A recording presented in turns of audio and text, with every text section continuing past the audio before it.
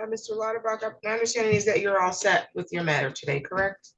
Yes. In fact, Mr. Ochodnicki just emailed me the pretrial statement. We're in agreement. I believe he'll be submitting it very shortly.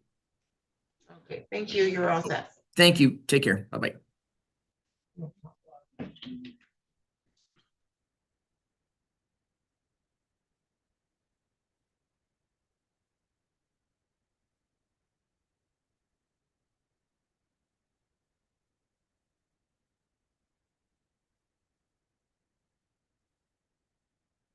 Mr. Chisholm is here. Mr. Chisholm, have you been in contact with the attorney for Martinez Ray? Good morning, Your Honor. Not this morning, I haven't. Mr. Sanchez and I have a history of working well together on these matters and getting them settled. I think a pretrial order right now would be great, and I have no doubt that we'll be able to get this matter resolved in a relatively short period of time. Okay, you have to file a joint pretrial statement, and then that will kick out the pretrial order. Okay, we'll get that done, Your Honor. I think there was a message sent to you asking for your email. Yeah. So that we can email you our form for the joint pretrial statement. You want me to put it in the chat, Your Honor? Yeah, that's where we, I think, messaged you in the chat. Yeah. Okay, I apologize, Your Honor. I missed that. I didn't see it, but I'll. Yeah, if you could put your email in the chat, we'll send it over to you. Doing that right now.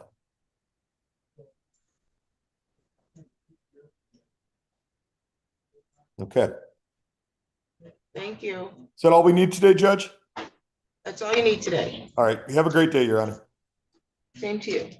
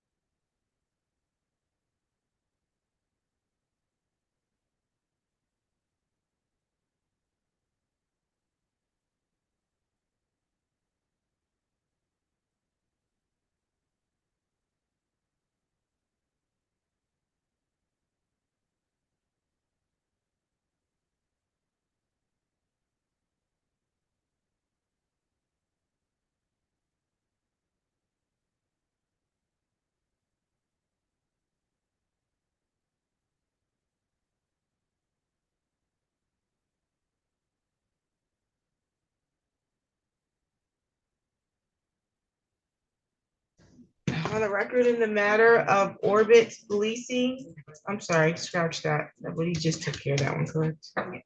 On the record in the matter of Kingdom Point versus Rashawn Flanois, 25-05975. Counsel, can I have your appearance, please? Yeah, good morning, Your Honor. Eric Holt on behalf of Kingdom Point. Okay, and I see Rashawn Flanois. Is that accurate, ma'am? Good morning, Judge. My name is Laura. I'm Rashawn's case manager, and he would just love to use the restroom really quickly. But if you'd like, I can give you some information regarding the case if that's helpful, or do you want to wait for him? I will think wait he's for on him his because way. a Oh, case actually, manager can't represent him in court. I'm sorry? A case manager is not able to represent him in court, so I need Okay, him. no problem at all. He's here. Let me get you there. He just came up. Okay, what's your name, sir? Rayshawn, Last name? Flournoy. Okay, today was the date that was scheduled. This was for a motion to set aside a dismissal. I believe plaintiff, you filed this motion.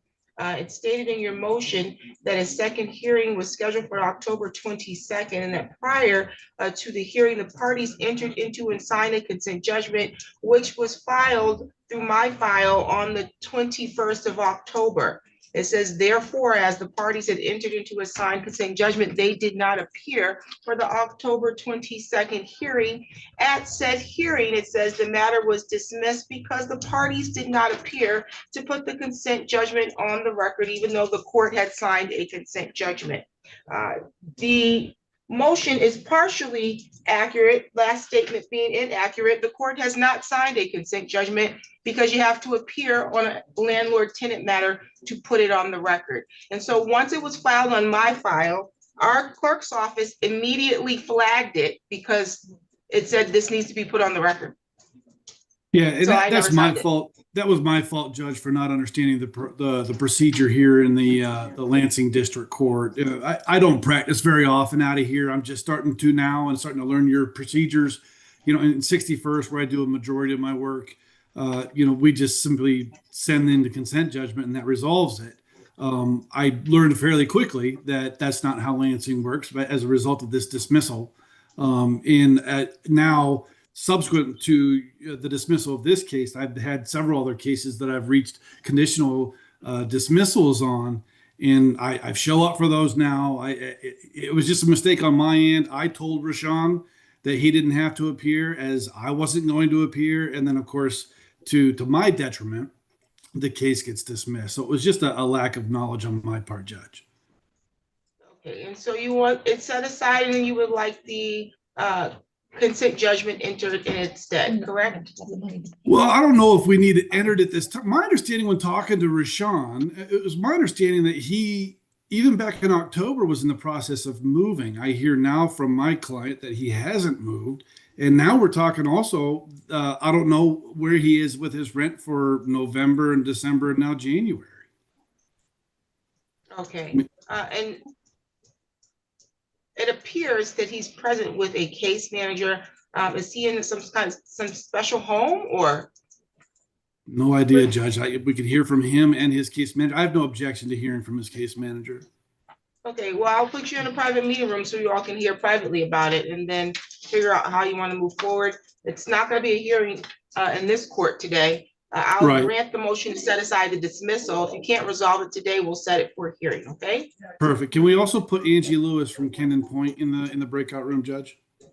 Absolutely. Let's see. Okay, I do see her. I'll put all of you in room 1.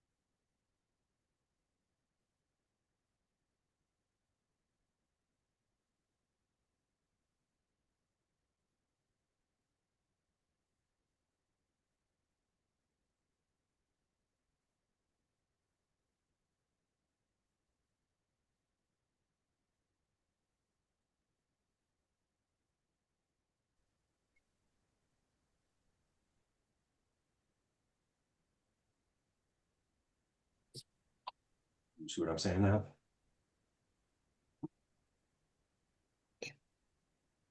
But this resolves everything. Either they're taking it out.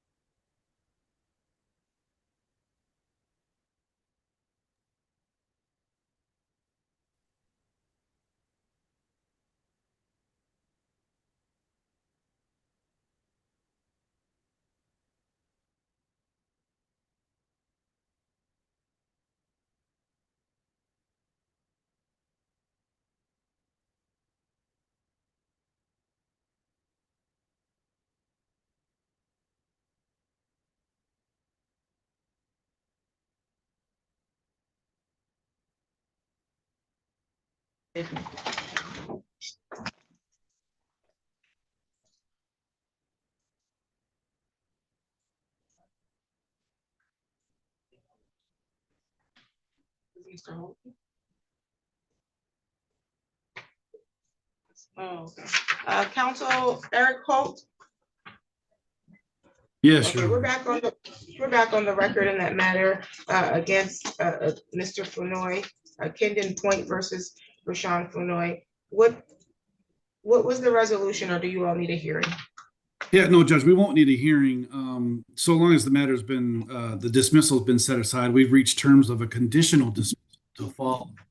The terms are that Mr. Flournoy pay his portion of the current balance due.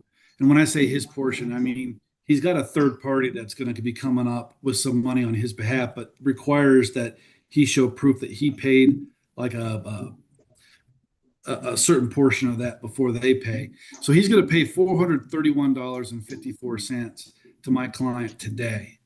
The remaining 1,710, which is now the amount that would be due through the end of January, is going to be paid by a third-party source by February 5th. Apparently, it takes them upwards of 30 days to cut a check and have it submitted. In addition, because that will take us into February, Rashawn will pay his normal monthly rent of $230 by February 2nd. And that should then have him paid in full through February at that point. Okay, it went out when you said what the balance was that should have been paid by a third party by the 5th. What is that amount again? That amount is 1,710. Okay, great. Okay, and this is going to be a conditional dismissal, you said? It is going to be a conditional dismissal. I have to prepare that and I have to email it to Mr. Rashawn Flournoy to review, sign, and then return back to me. And then I will my file when I receive it back, Judge. But then, of course, we still have to then appear, I imagine, to enter those terms. We're on the record right now, so I'm just going to go over his rights as soon as I see him. Is Mr. Flournoy still there? There he is. You're mute. He's muted. Can you unmute your device? I'm here. Okay, can you? Okay, very good. Mr. Flournoy, what counsel for the landlord is stating is that you want to enter a conditional dismissal. Is that accurate? Yes, ma'am. So the case would be dismissed today, but you would have to follow some very specific terms to keep the case dismissed. Is that what you want to do? Yes, ma'am. So the case would be dismissed upon the condition that you pay the amount of $431.54 today. There's a balance that's remaining of $1,710 that is going to be paid by a third party by February 5th. That's accurate, Mr. Flournoy? Yes, ma'am. And then that you will pay your regular accruing rent for February no later than the 2nd of February, correct? Yes, ma'am. You have the right in this matter to be represented by an attorney. Did you understand that right? Yes. Okay, did you want to waive that right today in order to have the matter dismissed with the conditions we just talked about? Yes. You also have the right to proceed to trial. You could have demanded a jury trial in this eviction matter. You understand that? Yes. And you would like to waive your trial today? Yes, ma'am.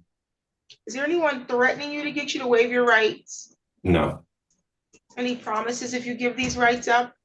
No. You have 3 business days from today's date to return to the court. If after this hearing, you realize that you did in fact misunderstood your rights, you can come back and request to have this set aside. We'll set it for a hearing so you can explain to me how you misunderstood your rights, okay? Okay. Lastly, partial performance of this agreement will not satisfy. Can you give me a conditional dismissal form? Partial performance will not satisfy this agreement.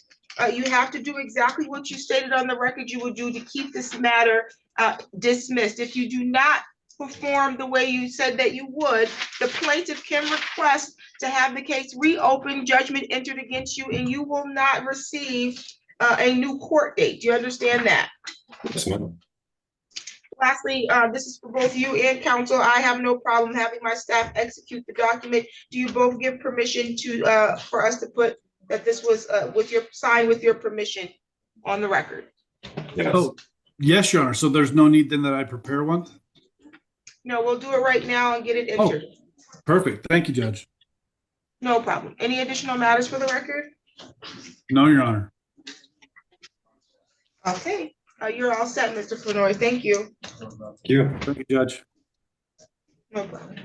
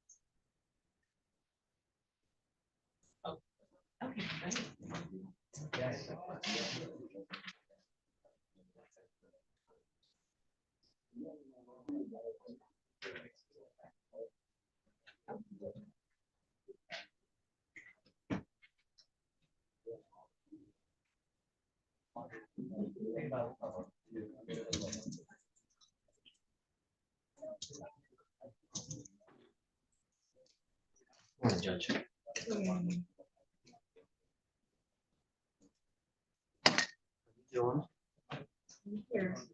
Feel that. By the way, that Johnson PCC has already made it around YouTube. Mhm. Like 5 different people send me links from it.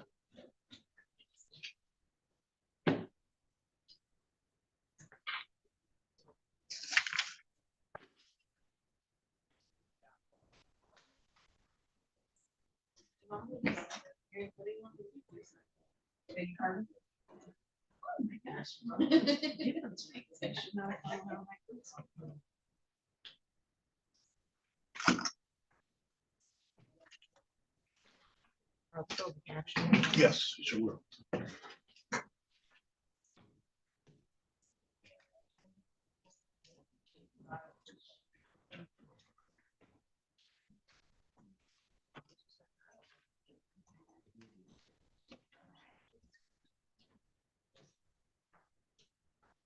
Go for it.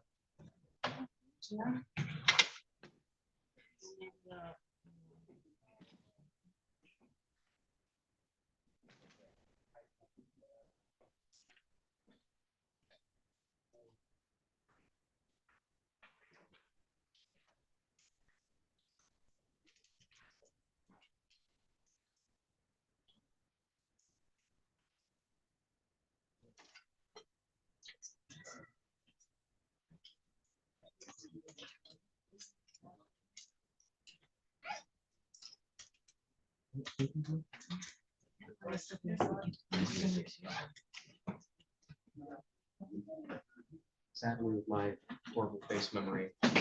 My hair is different today, so that, you know, I'll that use- probably will throw you for a loop. I'll take that excuse. Yeah. It's not like I've lived with people whose faces I couldn't remember.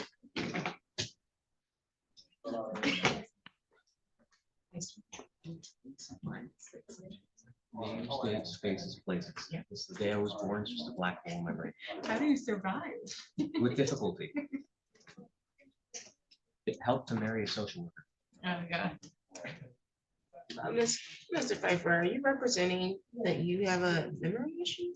No, never. I was gonna say, because. I don't remember saying that. Jail call, so I don't see how. you I have a don't memory. remember saying that at all. Oh, Judge. I was gonna say. There's a reason every time I say a name in a hearing, I'm double and triple checking the paper in front of me.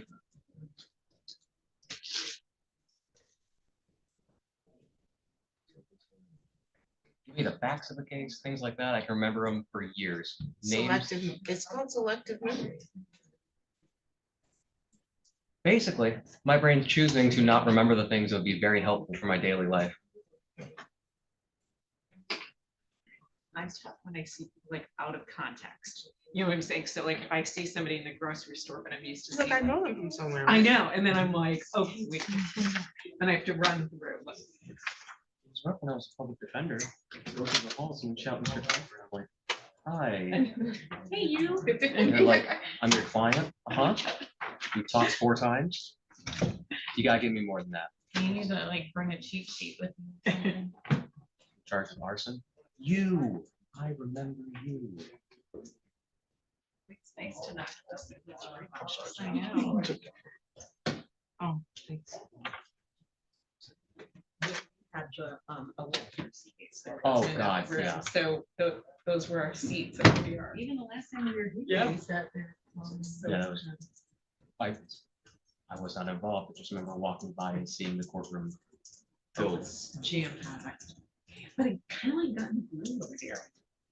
Judge Simmons' staff was fine with me using the ledge, so I was like, I kind of rocked it.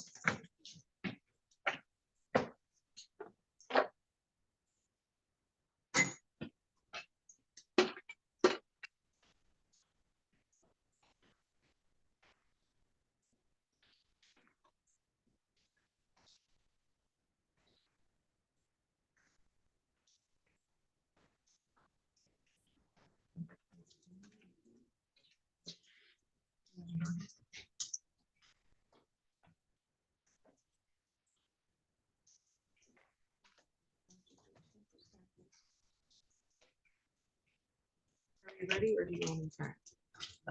People are ready. Is it ready? Yes, Your Honor, thank you.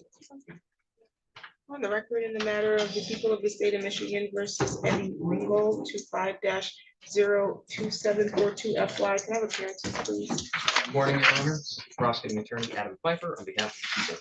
Good morning, Your Honor. Mary Chartier on behalf of Maurice Ringgold, and I should say Eddie Maurice Ringgold, who is standing to my right. Good morning, Erin. I'm Marissa Vinci, also on behalf of Mr. Ringgold, who is to my left. Thank you. Today is the date that was scheduled for a preliminary examination. My understanding is that we're ready to proceed. Are there preliminary matters we should address? Just sequestration. The only witness I plan on calling today is Angela Perry, so I don't think there's anything on my end. I don't think there's anyone else here. We agree with sequestration, but we are calling no witnesses today. So. Sequestration is ordered for your one witness. Okay, Most Dotting controversial. dotting i's, crossing t's. Thank you, Your Honor. no problem. You can call your witness. Thank you. The people will call Angela Perry. She does have a couple of support people, but they are not witnesses to this matter.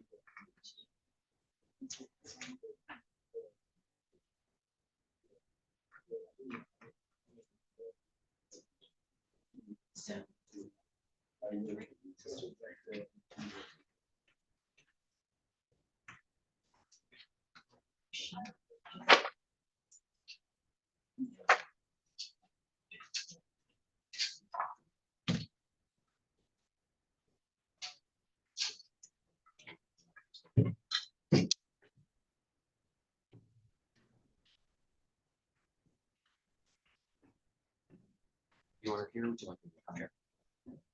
I'm sorry, Do you want her here to swear in or? but she can just step right there and raise her right hand. I'm sorry? Yeah, you can just sit your water right there. Just need you to raise your right hand. You solemnly swear or affirm the testimony you're going to give us the truth and the whole truth under the penalty of perjury. Can you say it louder? Yes. Okay, you can have a seat. There is a microphone that's sitting right in front of you. The purpose of that microphone is so that the lady that's sitting behind you can hear everything through the recording system.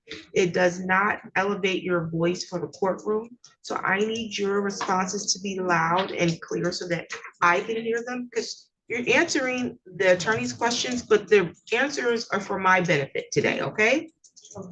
Okay, and so you can also turn if you want to, you can face that direction if that makes you feel more comfortable, but I will need you to elevate your voice a little bit more because there's a glass right here that will stop some of the sound, okay? If there's an objection from either of the attorneys, I'll need you to stop responding. I need to make a ruling on that objection and then tell you if by law you're allowed to give us the response to their question, or not, okay? State your first and last name and then spell both. Mary? Angela Perry. Thank you. You can proceed, Council. Thank you. Good morning, Angela. Now, I know this is not going to be easy or comfortable. All I ask is that you be honest while you're able to remember. Try and speak in a loud voice and try and answer questions with things like yes and no instead of head nods or mm-hmm. I know that it's the most natural human reactions to give, but we can't take those simply because it's being transcribed, okay? So if you accidentally say something like that, myself or the judge is going to ask you to say it in full words. I'm probably gonna do it at some point. It happens all the time, all right? And I want you to try and talk like you're talking to us here in the back, okay? Because this court really does kind of eat this out. Now, do you know an Eddie Ringgold? Yes. How do you know? We worked together at grade ones and. What type of relationship? So it was a dating relationship? Yes.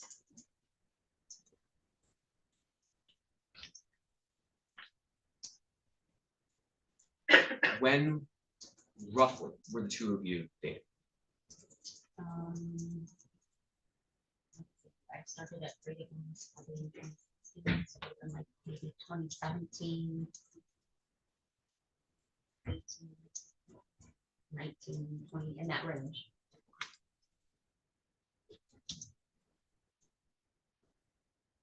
Now, did something happen with Mr. Ringgold on August 2nd, 2020? Yes. And was that at 906 Cleo Street in Lansing? Yes, Now, what was that address to you at that point? my home, And was he living there? not technically. Spent a lot of time, so no. we didn't. He would be over there. I'm sorry. Could the witness speak up? I was gonna say, I needed her to speak up as well. Okay, thank It's you. difficult to hear. The best way I've been able to describe it is act like you're talking to the back row there, okay, at that Okay. type of volume, because it really does eat the noise. Okay. So would you mind repeating that about whether or not he was living there at that time? He did not live there, officially live, no, He was just over a lot. all of the time, like it wasn't his legal address. He was there all the time, With your permission, right? yes, On that day, was he at your place? Physically, um, that night, yes, did he have your permission to be there at that point? no, Had you given him permission to just come into your house whenever? at that point, no, And again, just a nuts and bolts clarification, 906 Cleo Street, that's in Lansing, right? yes, That's in Ingham County. yes.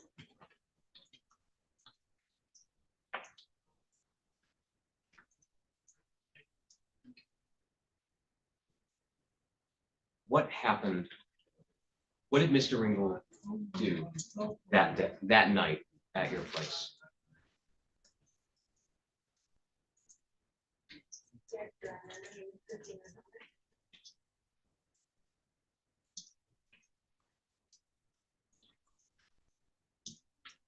I was in bed sleeping.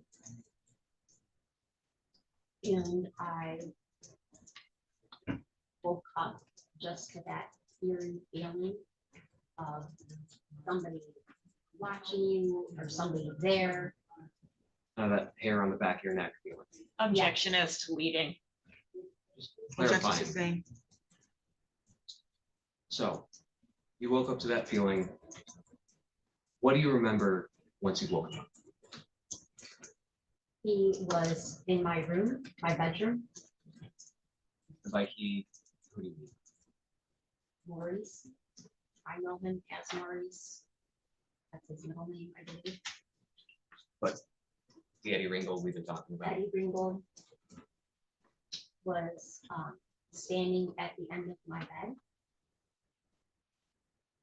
What do you remember feeling when you wake up to seeing him in your place? I was startled. I was confused. Initially.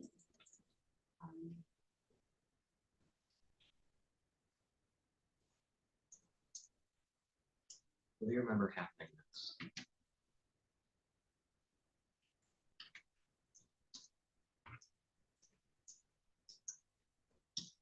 he proceeded to remove my dog from my room and take the dog out. So there's my bedroom door, and then there's a hallway and another door separating from the rest of the house. And he moved the dog out, so the dog didn't have access to my room. And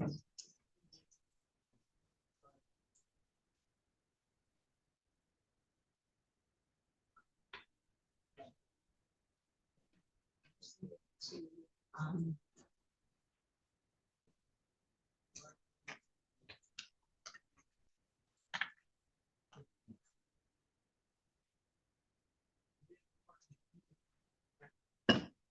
near me, and despite my verbal resistance and physical resistance, he pulled my pants off of me. Still in bed at this point? I was. What do you remember happening once he's pulled your pants off?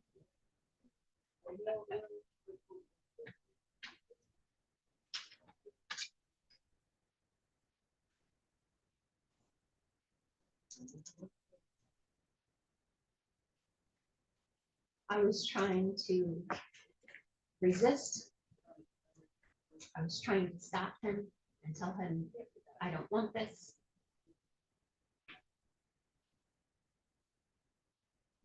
And physically trying to resist. And after he pulled my pants off of me, he flipped me over on my bed.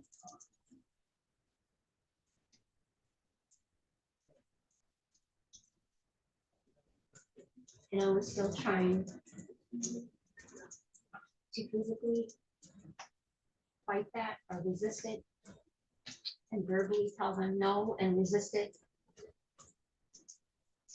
And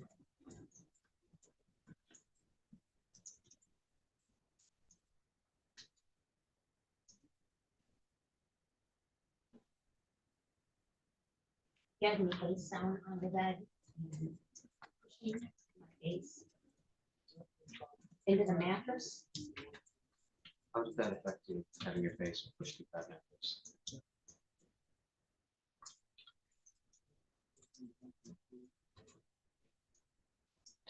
It was terrifying because I couldn't talk anymore, and eventually I couldn't breathe.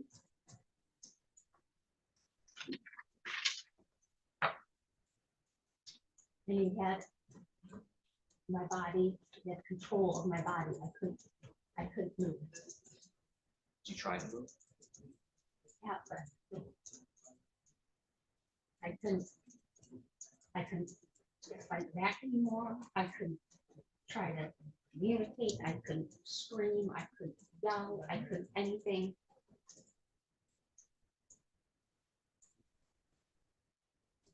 And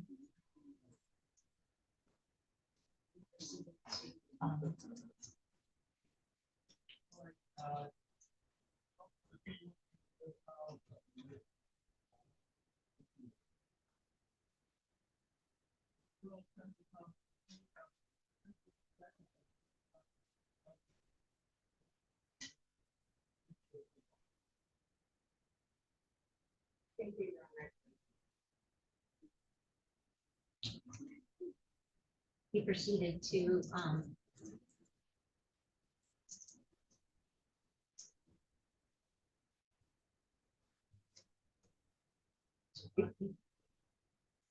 entered my body and did what he wanted. And I couldn't move, and I couldn't breathe. And I didn't know if I was going to be able to breathe again at that point. Afraid you were going to die? I didn't hear your question. Were you afraid you were going to die? In that moment, yeah. Now, you used the word rape and you used the phrase entered your body. I apologize for having to ask for specifics, but can you please tell the court what you remember about the physical aspects of it?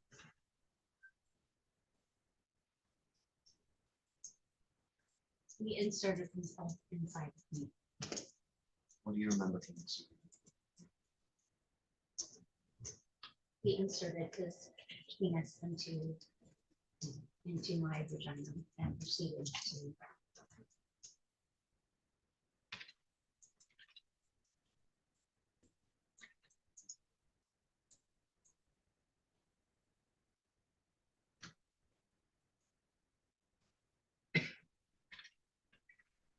Do you want that to happen? No. No. You No. You also described before, you said verbal resistance, and physical resistance. Can you describe for us what you meant by that? I was trying to get free. I was trying to push him away or free my body so I could get away. Were those attempts successful? No. He's much bigger than I am, and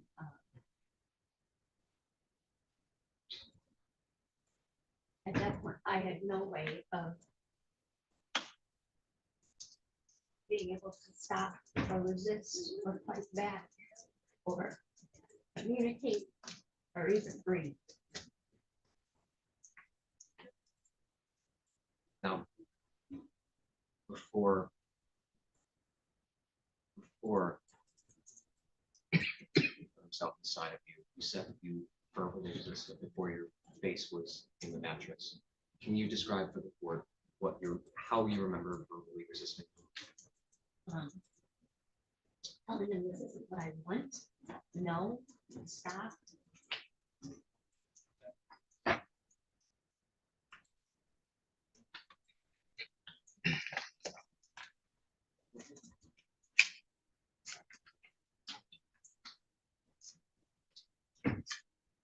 Angela, how do you remember what you described as a rape, the physical penetration of it ending?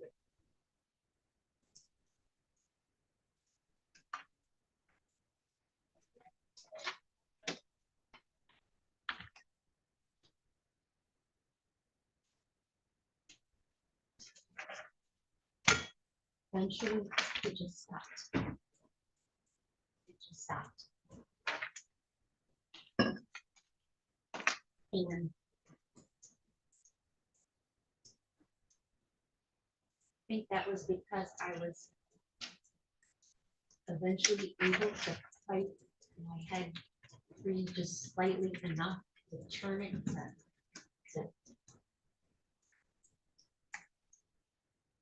be able to get a guest up there. And at that point, I started screaming.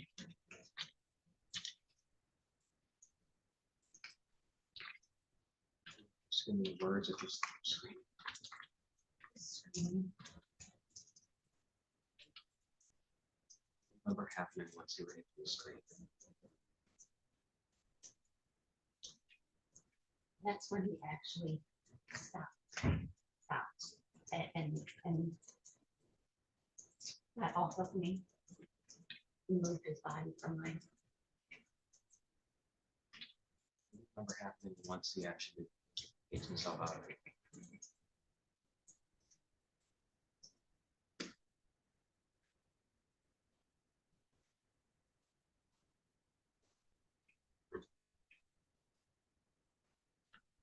He kept me in my room for a while. How did you do that? He didn't allow me to leave the room. He stood in the doorway.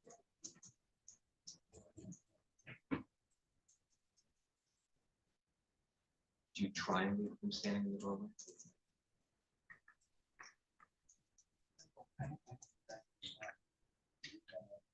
I did ask to be able to leave the room.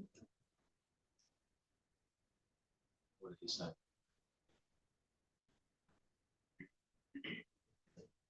He didn't use a lot of words. He uses body. So it was. He physically blocked me from leaving. There was no, it's not a negotiation, it's not a choice. I knew at that point. Objection. As to narrative, it goes well outside of the scope of the prosecutor's question. Objection sustained. What type of nonverbal communication with his body were you seeing?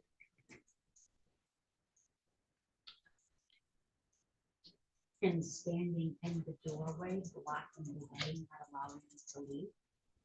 When you asked to leave, did his position change? No, Did he move out of the way? no, Did you feel like you were safely able to leave?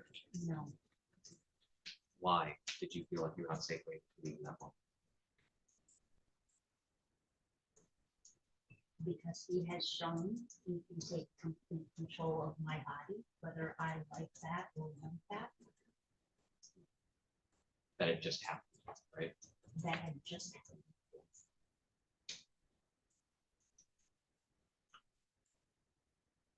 How do you remember him?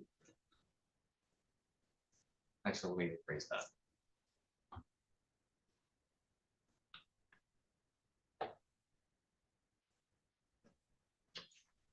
How long after that do you remember him being that night?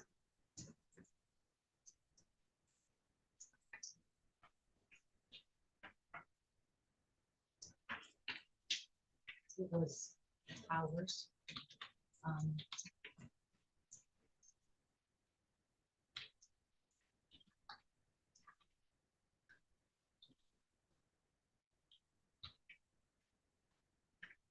Sun had come up by then. The light, it was morning.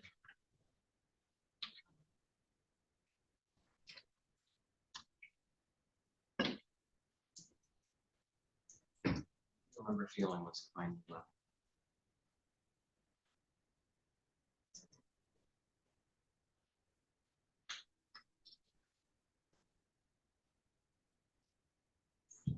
A strong, immense amount of extreme exhaustion in every way, emotionally, mentally, physically, because I had been kept awake after that incident and kept awake for hours.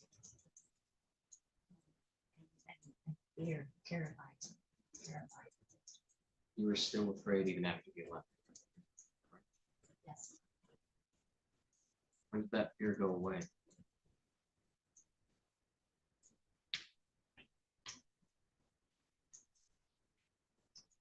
I hadn't.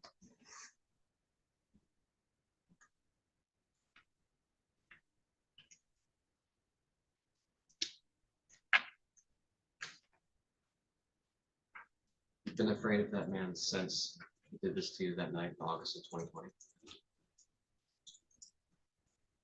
Yes. That made it easy to be here. Okay. No, We were supposed to hold this hearing a couple months ago, right? You were here then, yes, but we didn't hold that, right? correct. What happened to you while you were waiting for that hearing?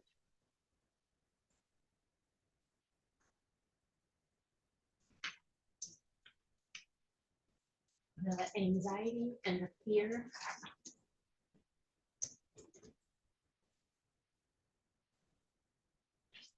Of speaking up, telling people.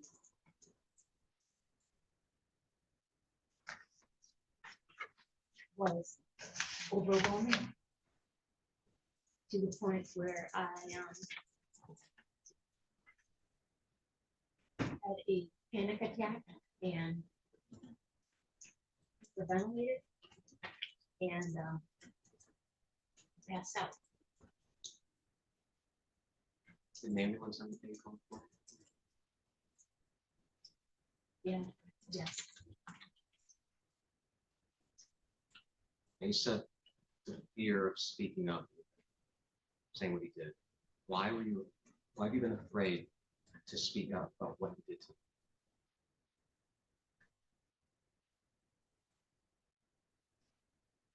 you? He has always shown that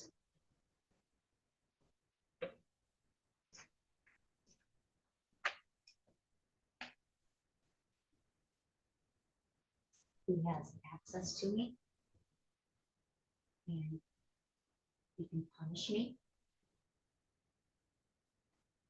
And subtle things like bringing his gun around when he knows I'm not comfortable with it, I'm terrified of guns. Physical control with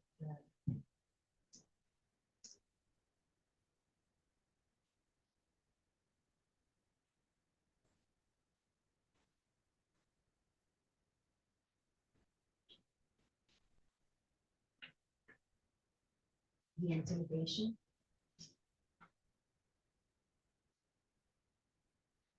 Can you describe for us what you mean by intimidation?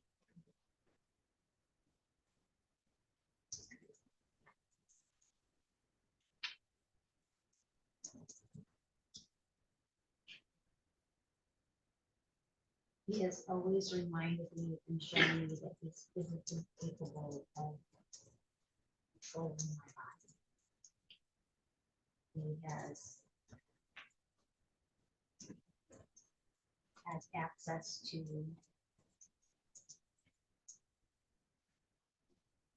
even at work, my work schedule.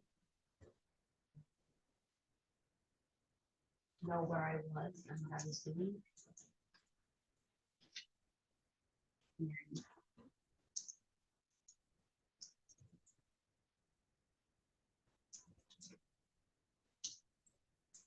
he would use his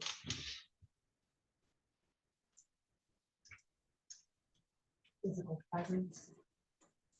Book. Coming into my treatment room at work.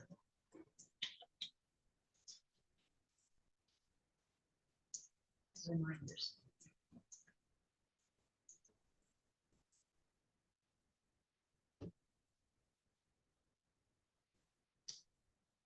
What is the most recent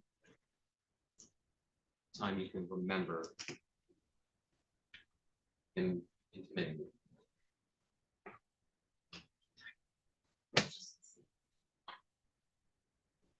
What happened this morning?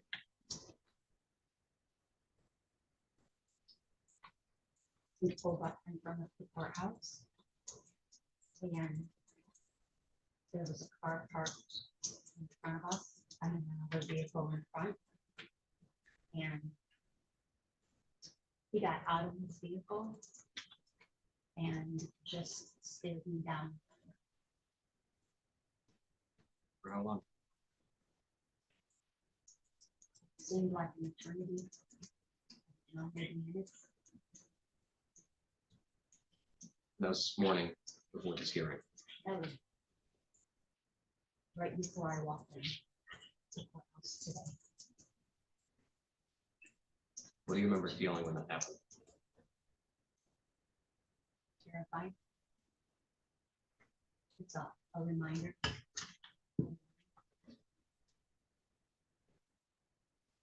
Did you immediately tell police after, since in August, what he did to you? No.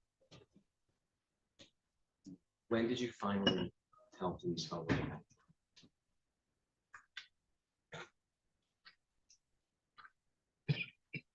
Don't remember exactly ballpark.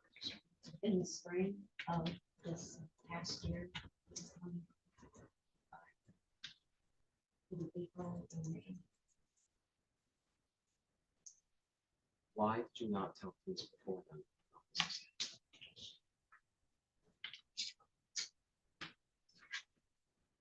I was afraid. And I thought my silence was providing my safety. What changed? I was informed that there was another case. There were other women who also had been victimized by him. And How did that change your feelings on this? On remaining silent?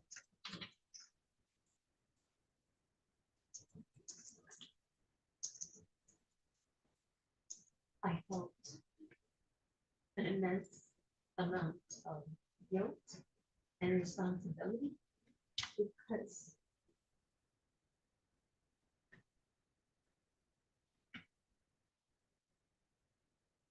maybe not speaking up allowed others become victims, others to protect him. Did you tell anyone what happened to you after this happened? Immediately after it happened. Yes. I did call one friend. What is the friend's What is it? I'm sorry, her voice keeps going so low. name? Would you mind saying that name a little louder, maybe spelling it for us? To the best of your ability. So the name is Lynn Khalid. Khalid. Khalid. If you can't, that is okay. Just knowing if you knew how to spell. Possibly Khalid. And what is Khalid's last name? Ibrahim. Ibrahim? Mhm. Do you know how to spell that one? I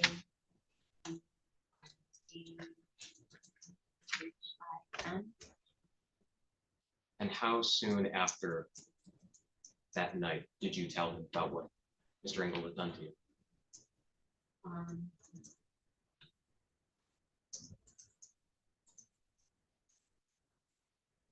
After I had woke up, I kind of felt blacked out just from extreme exhaustion. And once I woke from that, I called him and told him. What did you do after you talked to him? He gave me the number of a resource to call, a hotline to call for sexual assault. And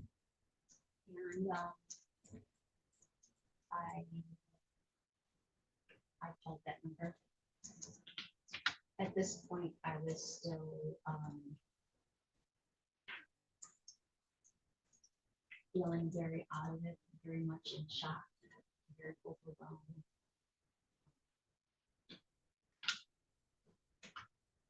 I called that number, that hotline. Now, you said that you were still feeling afraid of him at that point. That's what you felt, right? Yes.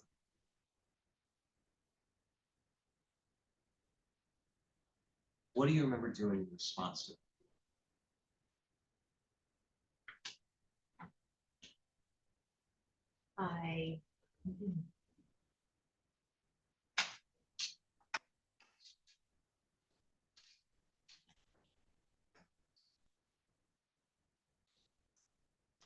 In response to that feeling, I immediately thought of my children and my children coming home from their time with their father. And I had the locks changed immediately the next day. And I ordered cameras, security cameras, and had them installed within the next few days as soon as they came in. Why did you take those steps?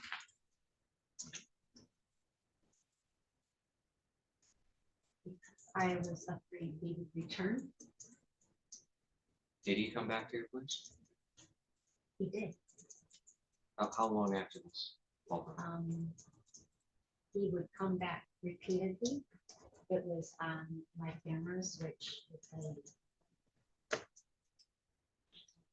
a system. After so long. Um,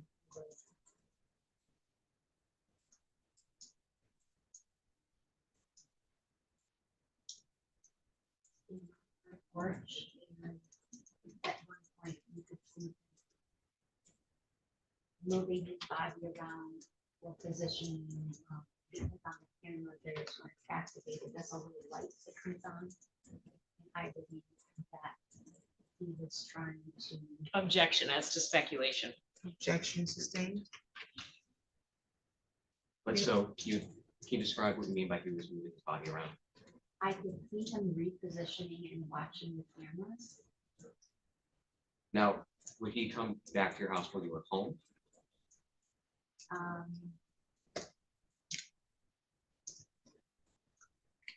Let me ask you, actually, let me strike that and ask a different question. What you just described when you were seeing him on the camera were you home during those incidents? Sometimes I was home and sometimes I was not. Was he welcome at your home after that night in August? No, Now, that point, that night in August we've been talking about, were the two of you still in a relationship at that point? no. How long had you two been broken?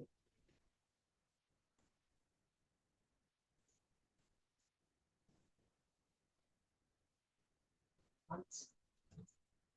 And why did you break?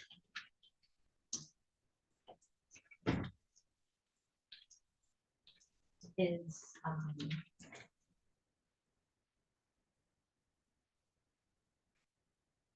behaviors towards me aggressively became over time more aggressive, and his behaviors became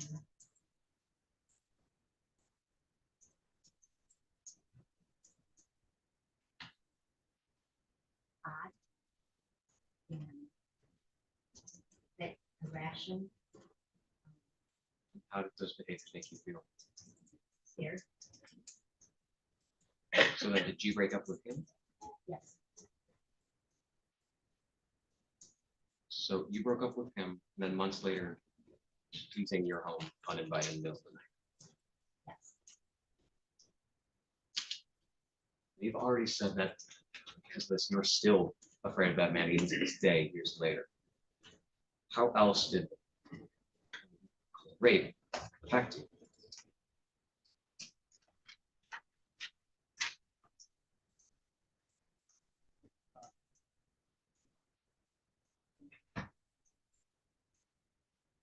Um,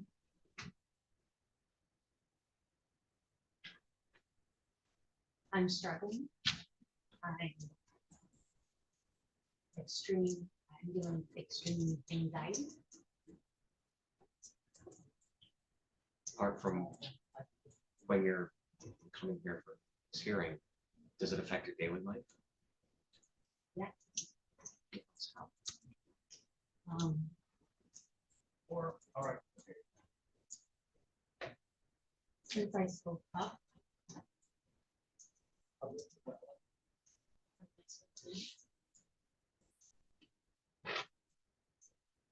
And I had told. I have been.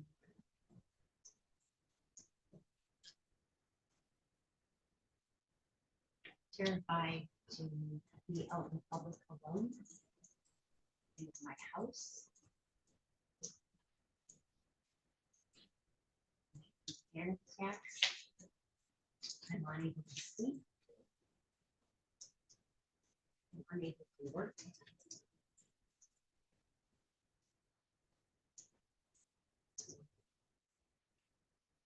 Before you came forward to the police, did the described as fear and anxiety from it affect your ability to work before that point?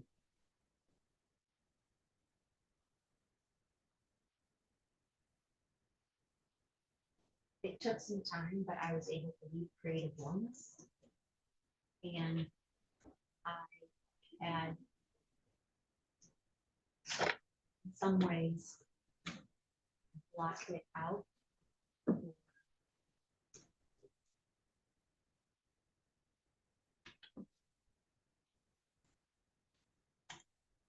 pushed it aside. I put it in a box and put it in my pocket and set it aside because I had children at home.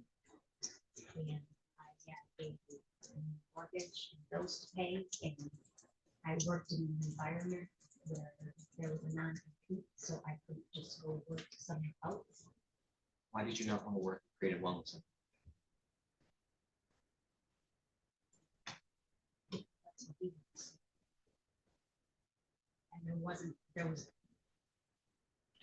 I couldn't have just went to them and told them I didn't do anything with it. I would have lost my job and my ability to run. Did you feel safe at your work? No,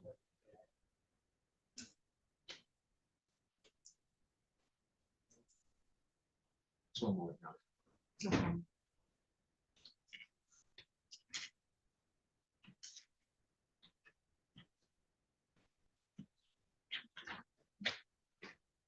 I will have one more question for you. Been talking a lot about Eddie Ringgold. Do you see him here today? Could you please point out what's sitting or something that he's wearing that differentiates him from people around?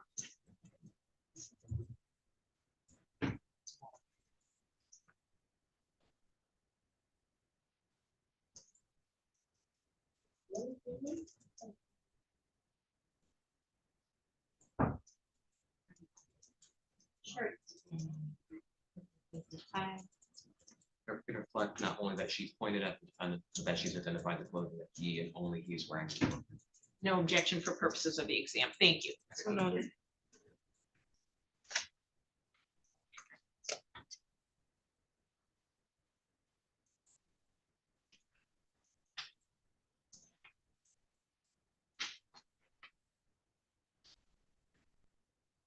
I have no further questions.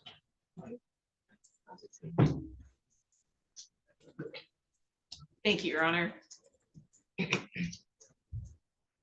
Ms. Perry, I want to start with what you say happened this morning where you indicate that Mr. Ringgold stared you down. Describe that to us for a little bit. What do you claim happened? My son pulled up and parked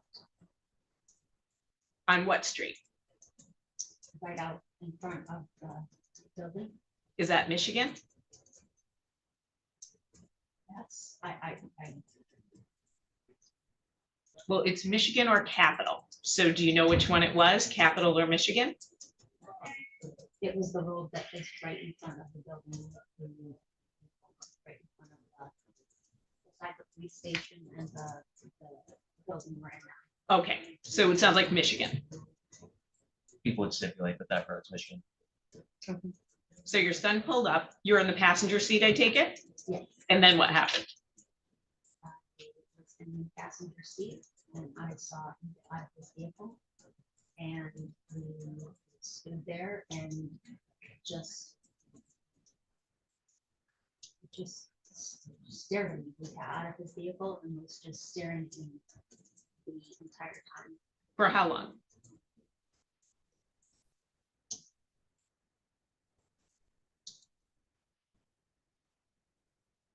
Minute or so minutes. I'm not sure. I wasn't- So you were looking at him though, for you to know that he was looking at you, so you claimed, right? If he was in front of me, Sure. So you were looking at him, correct? yes. Did you see him put his suit jacket on?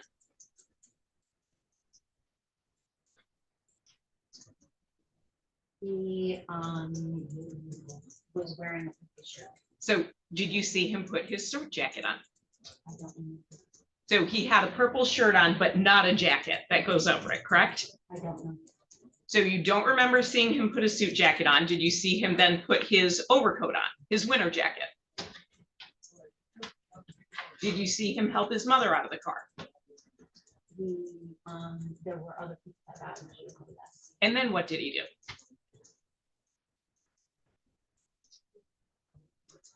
Walked into the building. Into the courthouse, right? And you said you viewed that as a warning, correct? Why?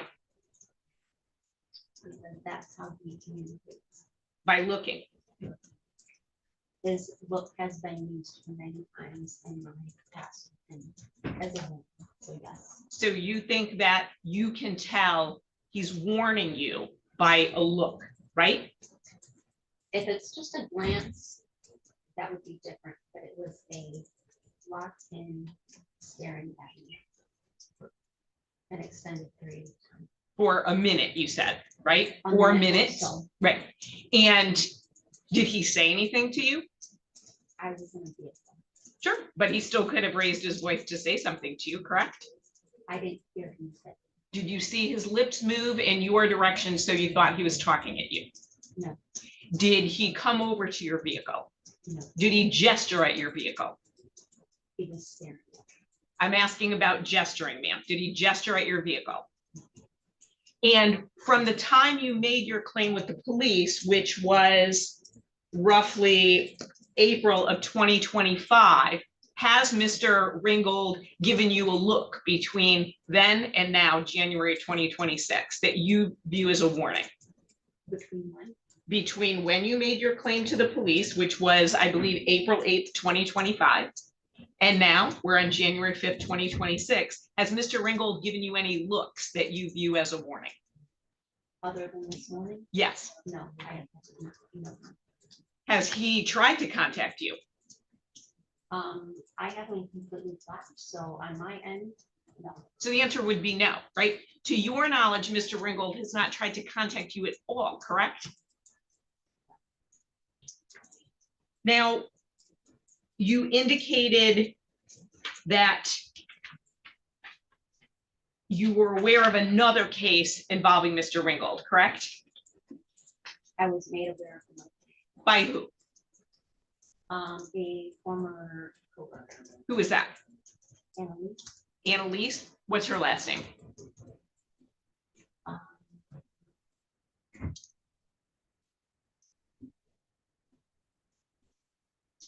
It's like Red Lippy or something. I'm not sure. So how did she make you aware of this? She texted me. And what did she say to you? She said that there was a community post in a Hazlet community Facebook page. And then that prompted you to go to the police? Yes, I initially went to the East Lansing police. And why did you do that? Was it to support that other woman? Was it to make your claim? What was the purpose of that? The purpose of that was to make the police aware that there were other cases, there were other situations, there were other victims. Who? You? Me. Okay, so when you say victims plural, you're referring to yourself, correct? Because you have no personal knowledge of anybody else's claim, right? Other than the Facebook post of other women coming forward. No. And you'd agree with me, that's not personal knowledge. So let's just be clear, right? Someone who had had a massage from Mr. Ringgold went to the police and claimed they were sexually assaulted, right?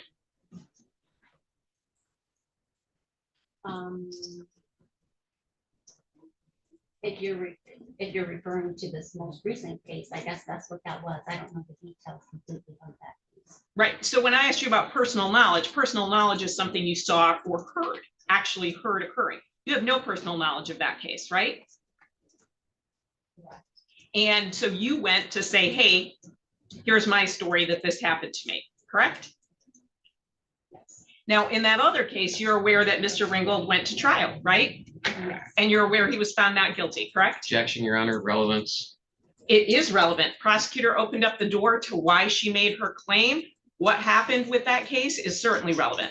It's not relevant and it's inadmissible because it does not affect when she reported, because it's happened since then. And further, the jury's verdict is not something that is admissible here. This is not about other acts. It's about her state of mind and what influenced her to report at that time. If she Not is, admissible. if she is sitting here today, which she has, and talked about other victims, and she wants to help other people, I think it is absolutely relevant for the court to have a full understanding of what happened with Mr. Ringgold's other case. It makes it seem as if there is this laundry list of women And she is just but one of the victims, when the reality is a jury heard that case and came back with a very fast not guilty verdict. The objection is overruled. I think it is relevant to even her state of mind today as she's testifying. And it clarifies for me because I was gonna ask at one point that she said she heard about another case, but then she said others. So is there one case or multiple cases? There was one case, a woman named Stephanie Brown. And then in the creative wellness record, some people had complained about their massage. They complained, for example, that their glute was rubbed for too long. And so those individuals, 4 of them testified as other act witnesses. Oh, so I really want her to probably answer. Ms. Perry, were you aware of one case or multiple cases One case, with multiple victims or or one victim? in regard to that case, I'm trying to figure out what information you said that you relied on that caused you to have there are. the feel the Facebook I didn't posts. finish my statement. Sorry. That caused you to feel responsible or a responsibility to report your alleged incident. What was it that you learned? The Facebook post were more than just one woman coming forward. There were multiple women making comments or shared experiences. As far as whether they were involved with that case, I don't know. Okay, so you're, to be clear, you're saying that what you were made aware of by a former coworker was a Facebook post, not a court case? Correct. Okay. Thank you. So you were made aware of a Facebook post, and that mentioned how many people? It was by one individual, anonymous, that stated that they were a victim. But then if you read through the comments, there were other women who had come forward. And do you know any of those women personally? No. And that's what you're indicating prompted you to go to the police, correct? Yes. Did you follow that case, Mr. Ringgold's other court case? No. So do you recall talking to the detective about the case? Directly about the case? Sure, like sharing information about that case.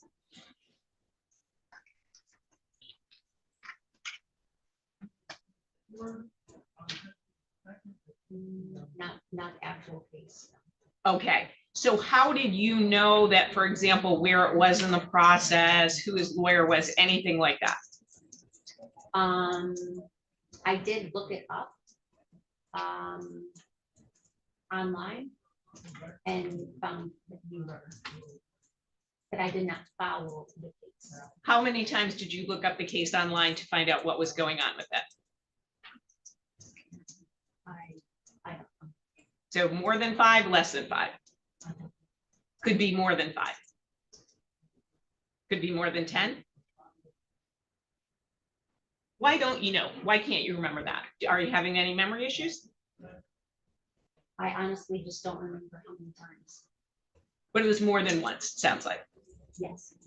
And just as it relates to this morning, when you claimed that Mr. Ringgold was staring at you, you were sitting in the car. What did you do during that time frame?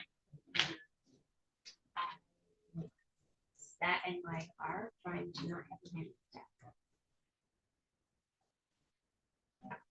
Now, I want to go to your claim of what happened in 2020. You said you had dated Mr. Ringgold from roughly 2017 to 2020. Yeah, I don't remember exactly. Do you remember the date that the two of you broke up? I don't remember exactly.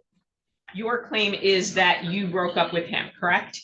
Yes. Because he had aggressive and odd behavior. Yes. Was it also because he had cheated on you? He had cheated multiple times throughout the relationship. Is that something that bothered you, or did the two of you have an open relationship? No, we did not have a relationship. So yeah, that did bother. And you indicated that Mr. Ringgold, you woke up and Mr. Ringgold was in your room. Did he have a key to your house? I think he did refuse to give that back, so possibly did And you had not changed the locks, correct? at that point. No. Was he still getting mail at your house? Did he ever get mail there? No. What about any items? Did he still have any items at the house? I don't remember that one. So you woke up, does your bedroom door have a lock on it? Did it then? Yes. No. So he got into your house, according to you, correct? And then you wake up and he's in the bedroom? Yes, And then where's your dog at that time? with me. In the bed?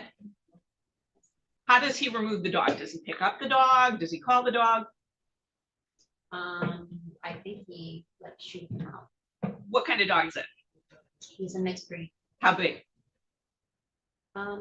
He's a large dog. He's right now he's probably between 80 and 90 pounds. So how big would he have been then? Roughly 80, 90?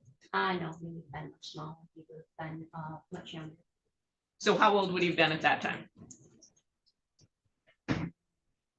2. So again, 50, 60 pounds, 70, 80 pounds. I don't know. So you've got your 2-year-old dog, and so he shooed the dog out. So he got the dog off the bed and get out of the room. Is that what happened? And the dog complied? Yes. So what are you doing during that time? You wake up, he's in the room, he's not touching your dog, but chewing it out. What are you doing? Telling him he should be there. So he's like, why are you here? And what's I he don't saying? want him here. What's he saying?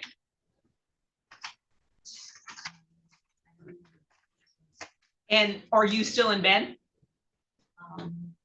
I'm sitting up in bed at this point.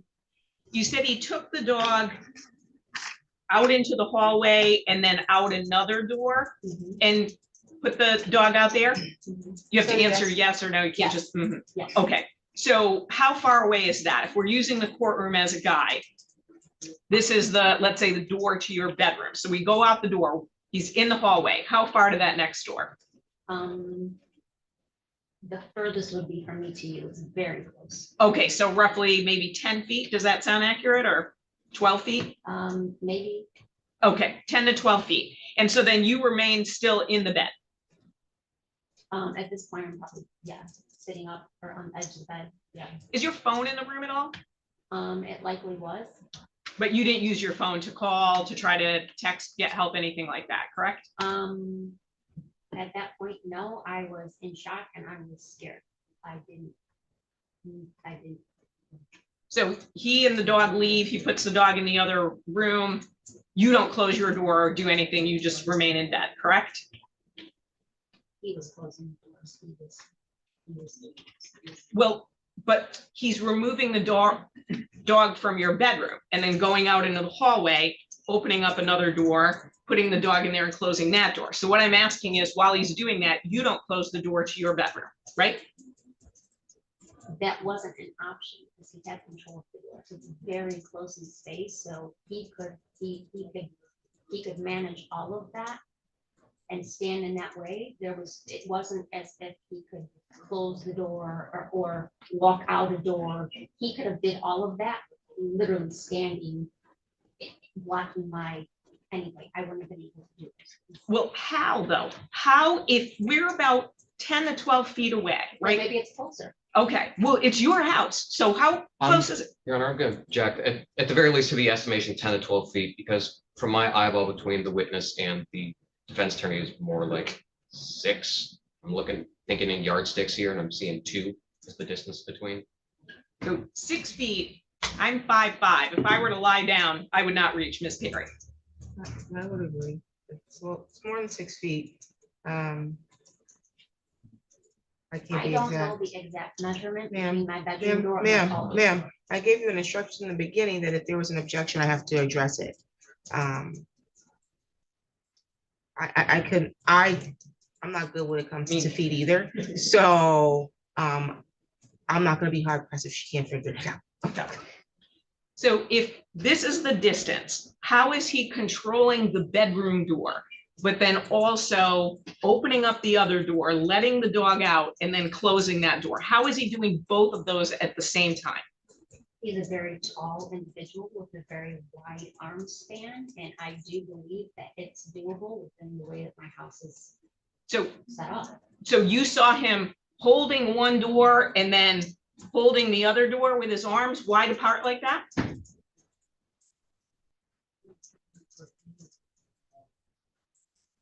Even with, It's a yes or no question, ma'am. You saw him holding one door and then opening up another door and closing it. So you saw him with his arms wide like that.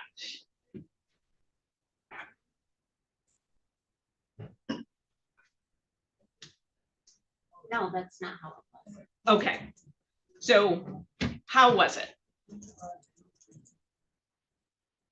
Closing, bringing the dog out, closing my bedroom door, even if it wasn't all the way, and then opening the hallway door and having the dog go out the hallway door and shut it down. So what actually happens, because you kept saying this possibly could happen. So you're saying what happened is he walks out of the bedroom door with your dog, closes your bedroom door, and then presumably, because you can't see it, presumably opens up the other door, lets your dog in that other room, closes that door, and then comes back in. Is that accurate? I don't think he closed the door the whole way. The bedroom door? No doors between him and I were closed. I wasn't even allowed to use the bathroom. We're gonna get to that. I'm asking at this moment in time. He did not close that door, correct? Closed which door? Your bedroom door. It wouldn't have been closed all the way because he didn't allow for me to have control of the door. It would, I'm sorry, you said it would or would not have been closed all the way? It would not have been closed all of the way. Okay, so he takes the dog out and then closes the door partway to the bedroom?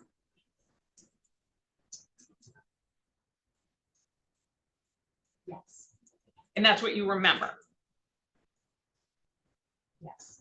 And then what can you see? So how wide is the door left open? And not very wide, What's not very wide? not closed all the way. Okay, what's not closed all the way, right? 2 inches, 6 inches, a foot. What do you mean?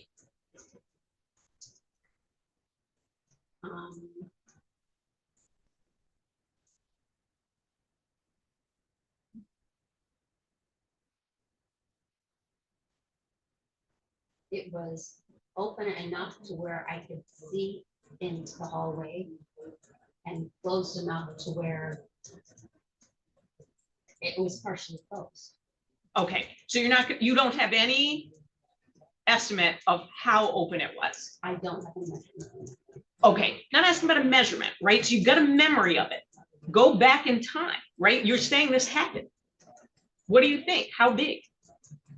Or how open? What's the length? Your Honor, I'm gonna object at this point to ask and answer. She says she doesn't know. She can't keep saying that over and over to the same question. Do you want to respond to the objection? Sure. So it's not asked and answered, right? I keep getting, well, it's open, kind of open, not a lot, maybe this, maybe that. If she supposedly has this memory, you would be able to say, well, that door is open about a foot or a foot and a half. So I'm trying to get at. She won't answer, but I don't think it's been asked and answered. And the reason that I have to keep going at it different ways is she refuses to answer. Okay. I don't recall her answering as to how open or closed the door was. I don't know if she can do it in feet or not, but maybe she can tell us if it was halfway open, 3/4, something to that effect. Terrific. So halfway open, 3/4, 25%. How open It was was that? probably less than half. Less than half. Okay, thank you. So then this happens and he comes back in the room and you're doing what? Still in bed? I think I was sitting up in my bed. And then saying what? Why are you here? You need to leave. I don't want you here. I don't want this. And then he responds to you or no, verbally? He doesn't speak much. He didn't speak much. He did not speak much. So does he respond verbally to you or not? No. Then you claim that essentially your pants are pulled off, you're put on your stomach with your face into the mattress, correct? Correct. And you said you couldn't breathe. For how long could you not breathe? Long enough to feel like maybe I wasn't going to be able to breathe again. So is that 30 seconds, a minute, 2 minutes? How long? I don't know. And like, what's holding your head into the mattress? He is. With what? His body. So his body, do you know what part of his body? Hands, his arms. His hands and arms are holding your face into the mattress. His whole body was on me. Sure, but I'm talking specifically about your head. You said your face down, right? Not to the side, your face down. Is that accurate? So what's holding you down? You said his hands and his arms are holding your head down? I couldn't see because my face was down. So I can assume that his body was holding me down. And then you said you were able to essentially get free. What happens to his body that you're able to get free? You're able to overpower him? No, I was able to eventually, by doing this, to finally get my head turned just enough to be able to get air. And when you said doing this, you're moving your head side by side. Is that correct? Yes. Like almost like you were shaking no. Is that correct? Like shaking your head side to side? It wasn't like a shaking, it was a fighting for air. But by moving your head side to side, correct? Yes. Okay. So then you said you scream and then it stops. And then what happens? Does he remain in the room? Do you remain in the room? What happens next? It remains in the room. For how long? I don't know. More than an hour, less than an hour? As far as time, I don't know because it felt like an eternity. I wasn't looking at the clock. I didn't have access to my phone. I was afraid to do anything. So again, just please answer the question, ma'am. So where is Mr. Ringgold? So he's in your room for some undetermined amount of time. Where is he physically? On my bed, standing in my room, sitting at the end of the bed, So, standing in the doorway. so he's moving around the room. At certain points, yes. And then are you saying anything to him? At that point, I was so terrified that I was. And then is he saying anything to you?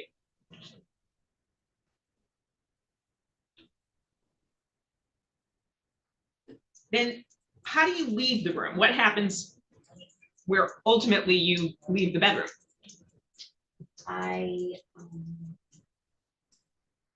said I needed to use the restroom. I needed to go to the bathroom. Would not allow me to go. And eventually he did allow me by escorting me to the bathroom, which is right beside the bedroom. He had control of the doors. I was not allowed to open or close doors, even to use the bathroom. He allowed me to.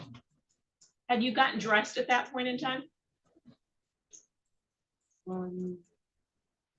At that point in time, I don't remember if I had my pants on or not. And then ultimately you said it was laid out when he left, but you don't remember the time. You don't know for how long this went on, anything like that, correct?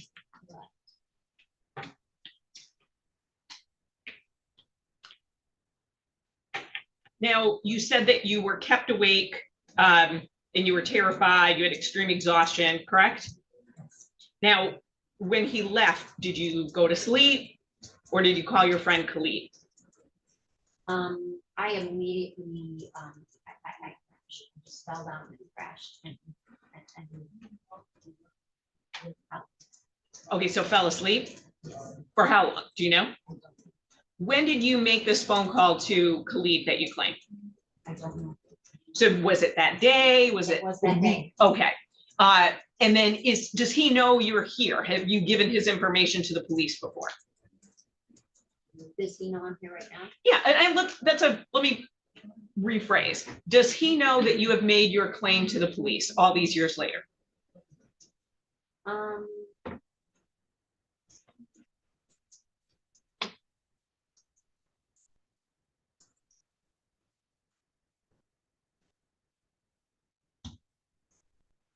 That's a good question.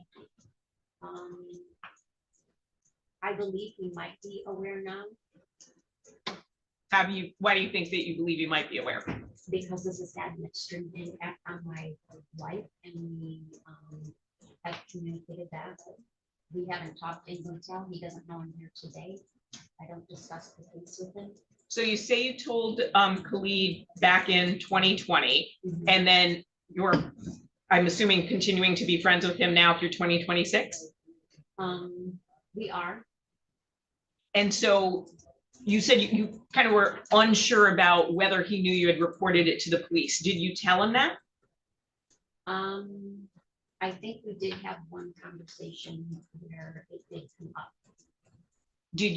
Was this verbal or by text message? Verbal. And then do you know if he's spoken to the police? Kind of going back to your house, what was the lighting in the room? Do you sleep with a night light? Do you have light from the street? What's the lighting like? Dark.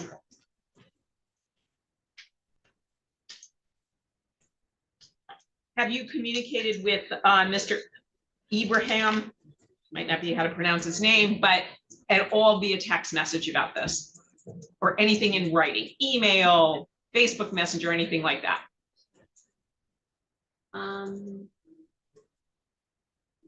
Other than immediately after it happened, and him providing information of who to call, that's not something that we revisit because that's not a conversation. But it sounds like you did revisit it more recently, right? Yes. And what was the purpose of that? So you haven't spoken to him about this, it sounds like, for maybe about 5 years, and then all of a sudden you're talking to him again. What was the purpose of that? I hadn't seen him in a long time, and we were able to visit. He was coming through town, and he asked how I was. And so then you told him? We didn't talk a lot about the case, just that I had finally went, and it was more about how I'm doing, not about what's going on. Now, you said that you didn't make a claim at first because you were afraid for your job. Is that accurate? That's one reason. Okay, what are the others? At the time, previously to that, there was some issues with the children's father as far as custody and things of that nature. And so I didn't want to create more chaos in that and have him use that against me to create chaos, to go back to the courts. And because I did not feel I could lead creative wellness at that time,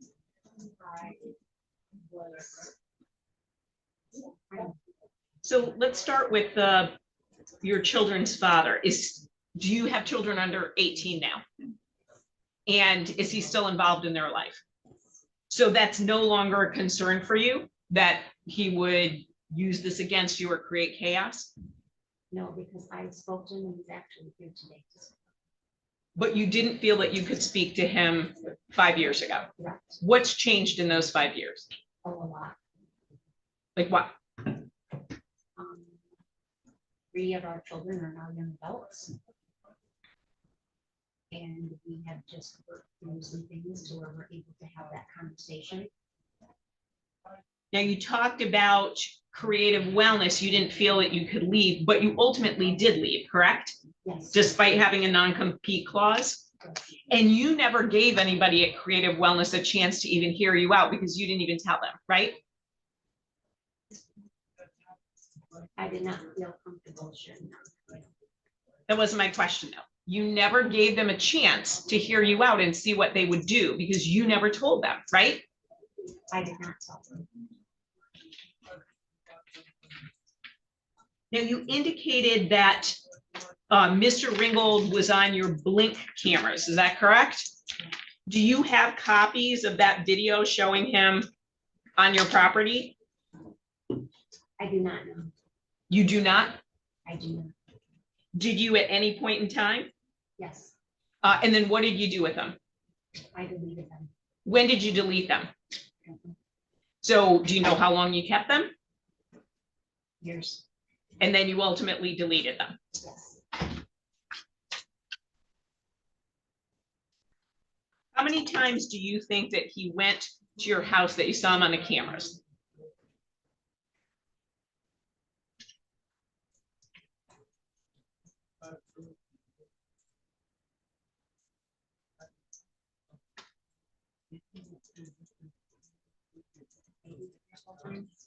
Three or four times. In what time frame are we talking about?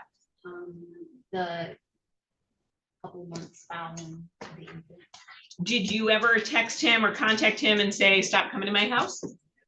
I think I did make it clear that he was not welcome. How did you do that? Verbally or through text, and I don't know for sure, but I did make it clear. I'm sure it was verbally. Did you ever call the police and say, my ex-boyfriend's on my front porch, I don't want him there? No, Now, you indicated that you had been afraid of Mr. Ringgold. You sought a personal protection order on August 6th of 2025 against him, correct? And that was denied, right? You could have requested a hearing to talk about your fears, correct?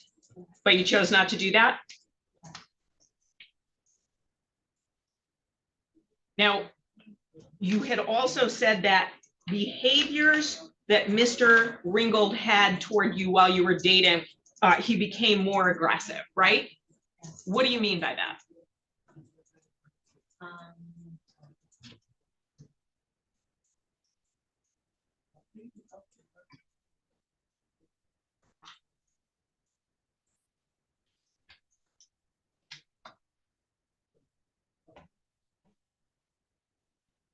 the sexual interaction became more violent and more aggressive. Are you claiming he had sexually assaulted you before August of 2020? I said that the sexual actions became more aggressive. So let's break that down. When you originally spoke to the police on April 15th, 2025, you indicated that Mr. Ringgold had never engaged in any sexual violence with you before, right? I said that his behaviors were Ma'am, aggressive. that's not my question. Did you tell the police in April of 2025 that Mr. Ringgold had not been sexually violent with you before this claim date of August 2020? I had stated that what occurred on that night in August had not happened prior. And you mean sexual violence, right? Rape. Sure, sexual assault. Correct. And that he had not engaged in domestic violence with you, correct? I did not report any sexual assault for that. To the police, when you first spoke to them in April of 2025, you indicated there had been no domestic violence, right?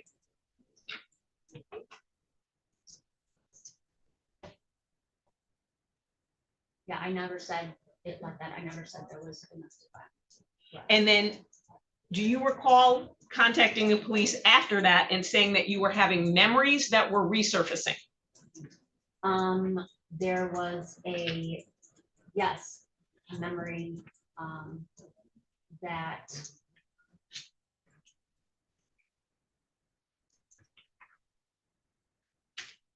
Just one memory or multiple memories?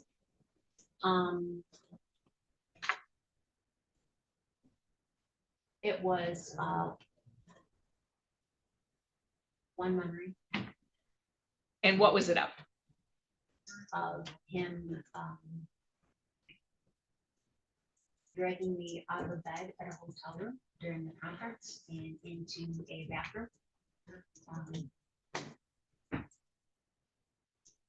And how did that memory resurface? So did you work with a therapist? Did you use hypnosis? How does that memory resurface?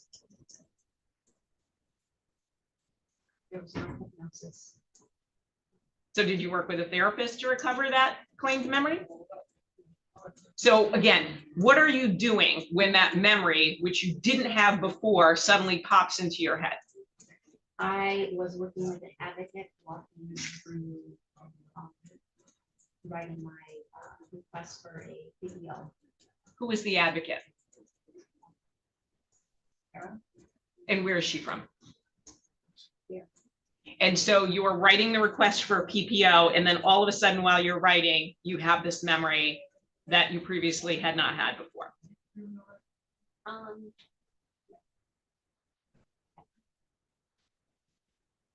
Would you like an explanation, or is this a yes? So first give me a yes or no, and then if you want the explanation, that's fine. Okay, can you repeat the question? Sure. So you said you're working on your petition for a PPO, and then how are you, like, how does that happen? Like, are you writing it down and then you're like, oh, I have this other memory? Like, how does that happen? Yes. Okay. And so that's in that moment. And so then you write it on your PPO application. And you said that you had blocked out this event. Do you really mean blocked it out, or do you mean you compartmentalized it? I'm not sure what the definition of blocking out or compartmentalizing is, but for me, I think it was compartmentalizing it because I was afraid. So did you have a memory of it, but you just didn't act on it? That's what I'm trying to get at.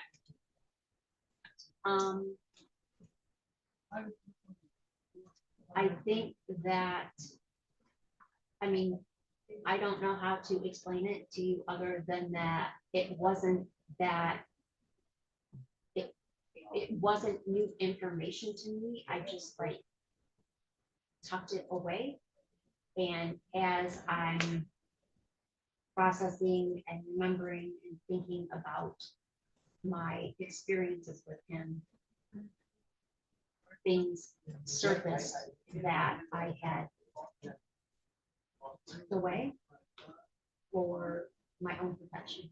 So I'll get to that in a minute. So the event that you claim happened at your house, you use the term blocked that out.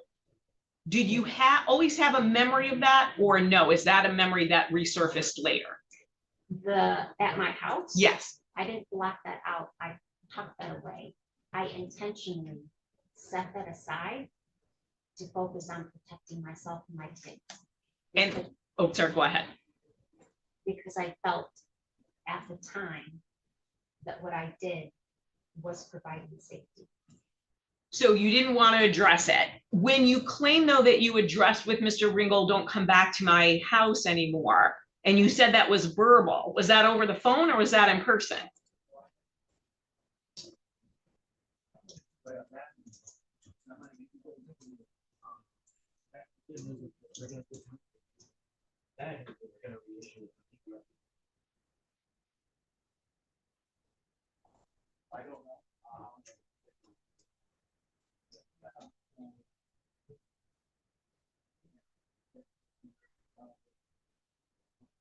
There were times that was a mix. And was that at work or was that off the work site?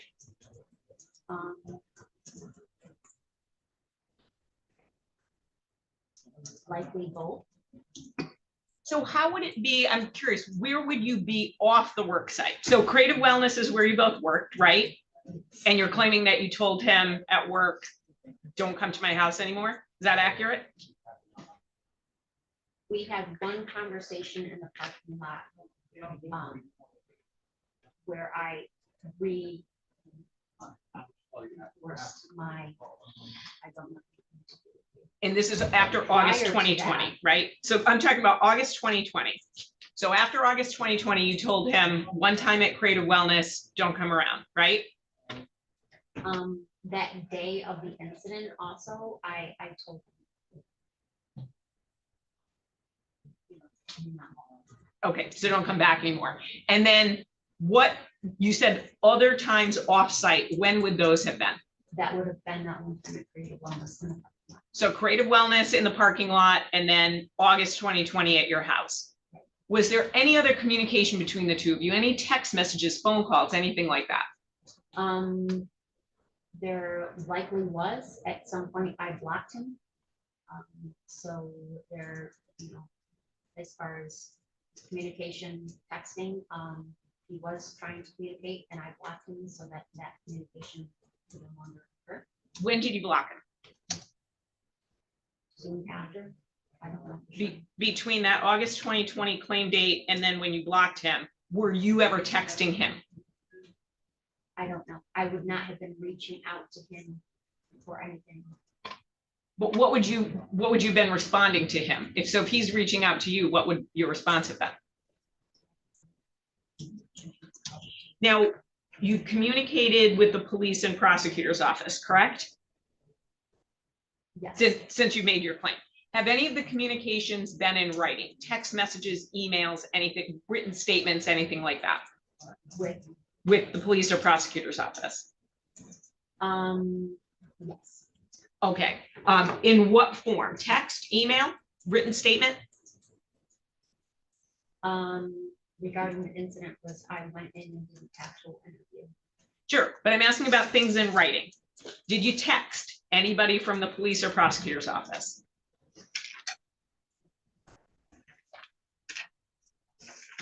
About the actual, About your claim.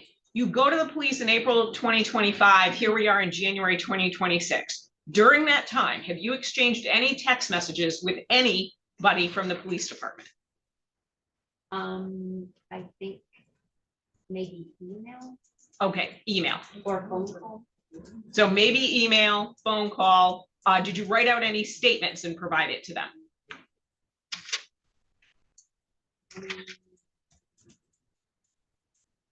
I think it was verbal. What about the prosecutor's office? Did you write any statements out, email them any statements, text, anything like that? For the prosecutor? Yes. I don't believe so.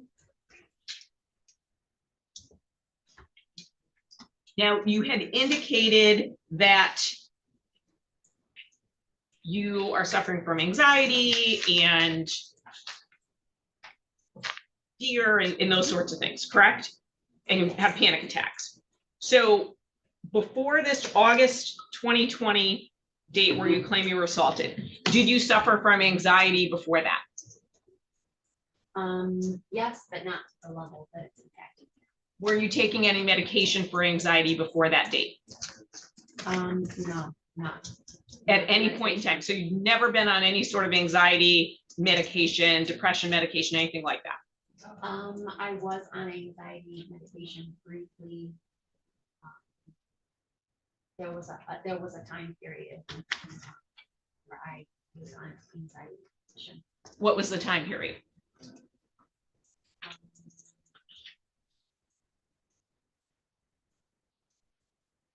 It was after August 2020. So it's asking about before. So I'm asking about before August of 2020. Were you ever prescribed any medication for anxiety, depression, mental health, anything at all? Yeah, I had anxiety medication prior to that for different periods of time. Okay, so what time frame are we talking about?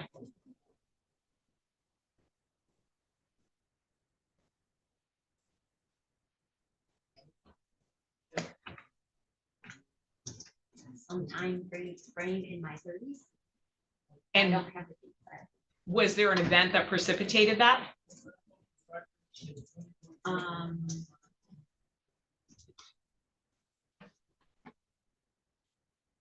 And we're speaking before. the Before August 2020. Um, What was that? I was a foster and adoptive parent to some very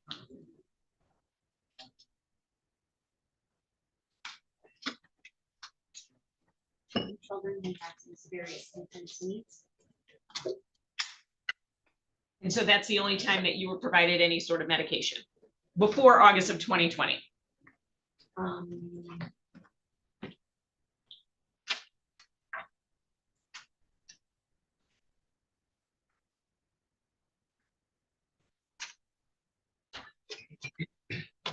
As of right now, that's all I know.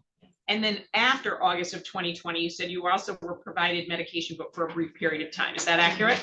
When was that?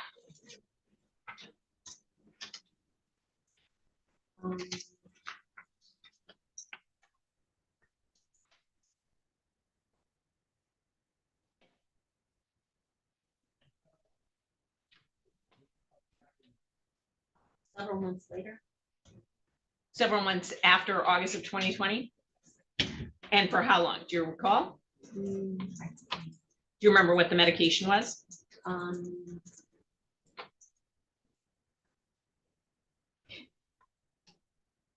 There might have been Xanax, and then I think we tried a different medication.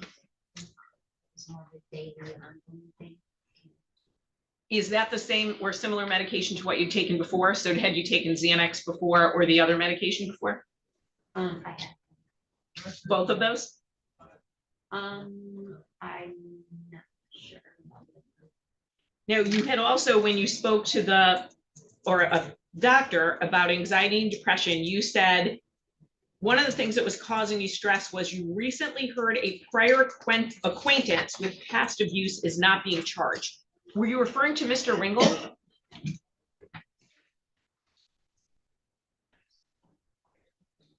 Yes. Recently heard prior acquaintance with past abuse is not being charged.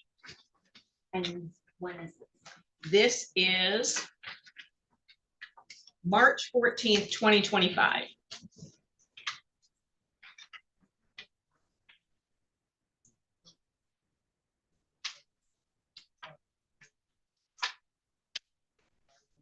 March 14th, 2025.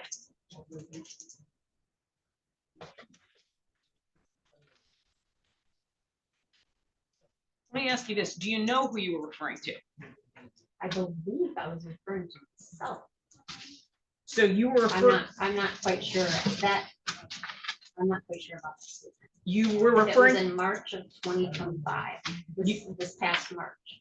yes. Sure. We need to take a break anyways, off the record. All right.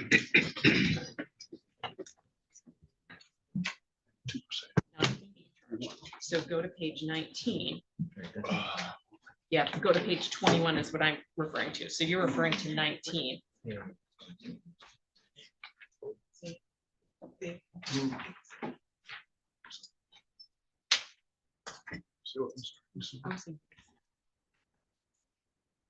So 19 appears to be It's all right. but that's why I'm trying to figure out what's going on at page 20. Yeah, he runs fast.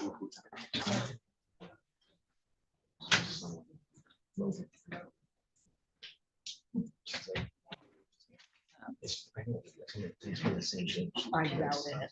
I doubt somebody wrote, that's pretty significant error. No, but that's why, because it's from the home. That's why. They were supposed to go get some snack from Sam. Yeah, sure.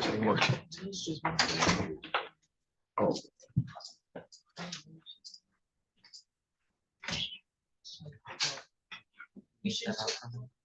Hi. This is Marcy. Hi. Okay, hi, nice to meet you. David just ran out. That's all right. Look at you. Could we get that side room open for the jury room? Oh, yeah, I can open it. Sure.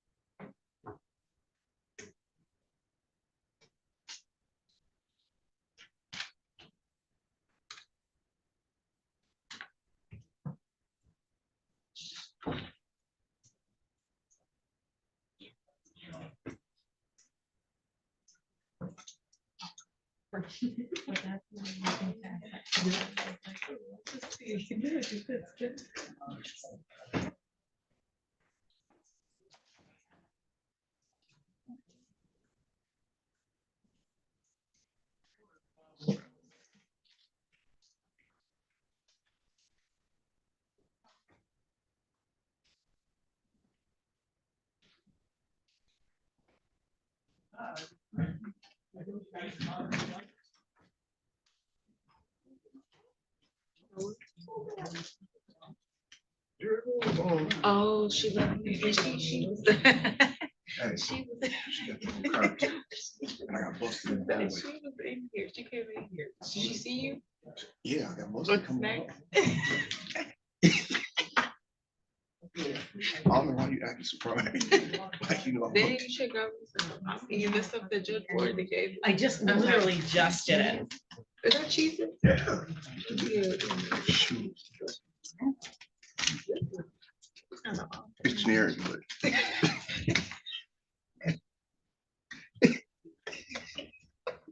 Yeah, because. I still ate, I'm hungry.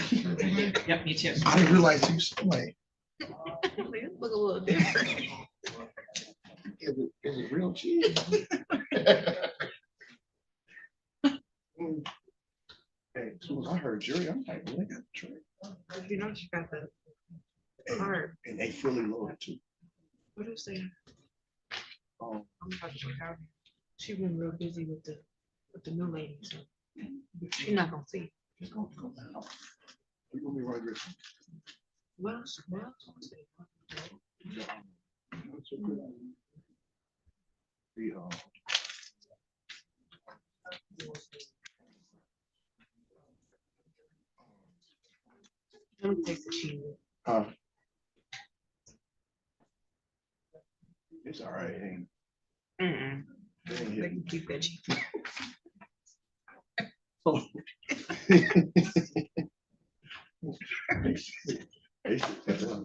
Mhm. Oh, Stuff with the record.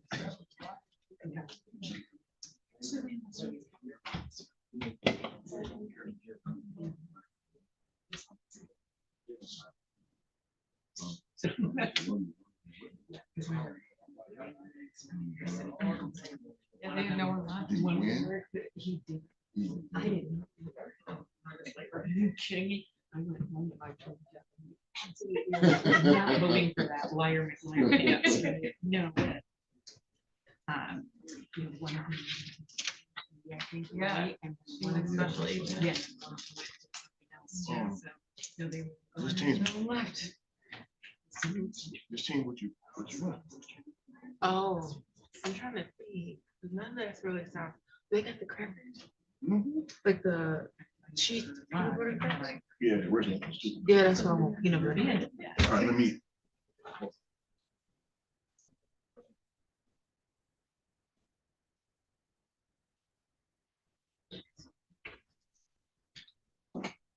Hey, what kind? The peanut butter. All right.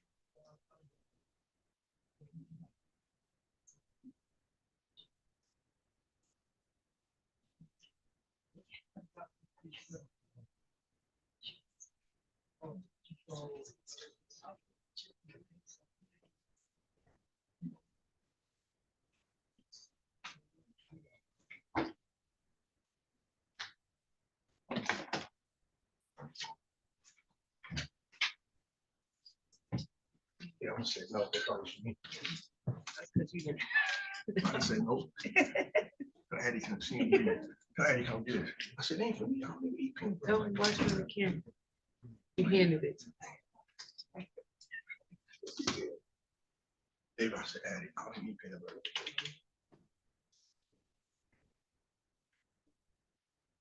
Oh, here he is.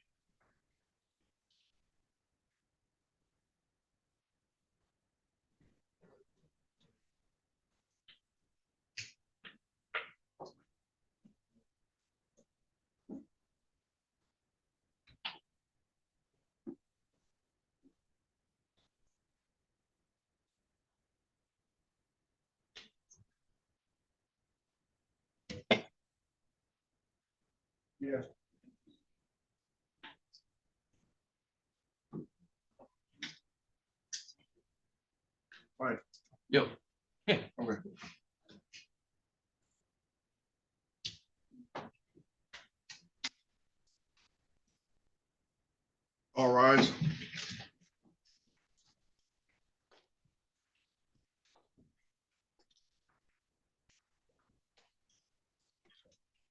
That's it. You can be seated. I think because I was.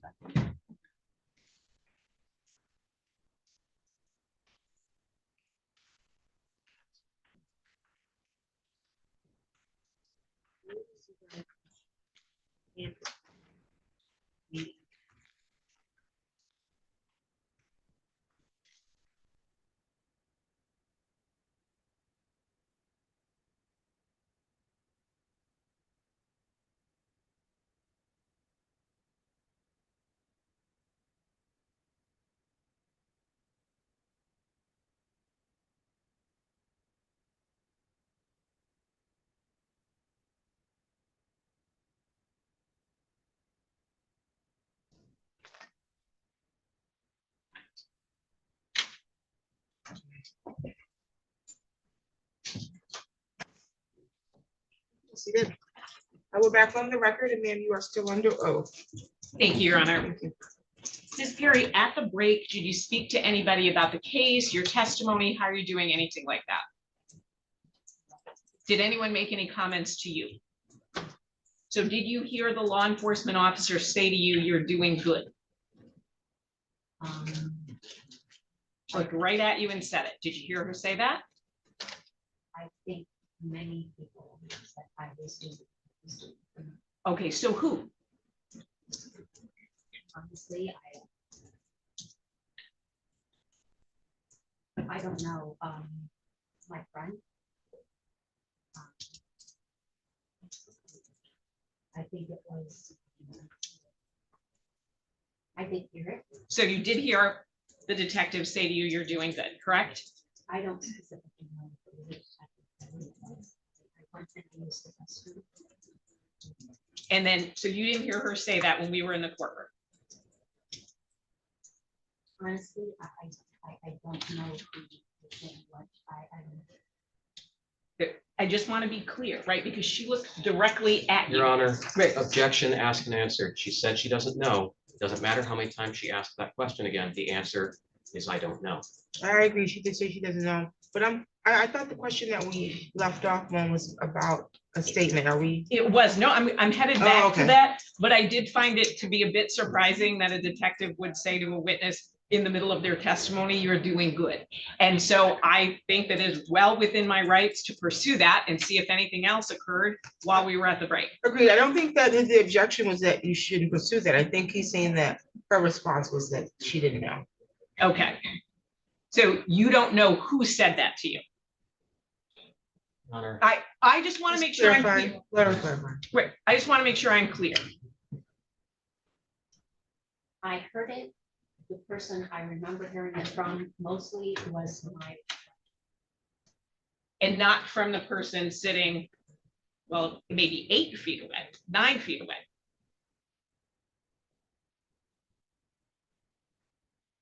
Correct?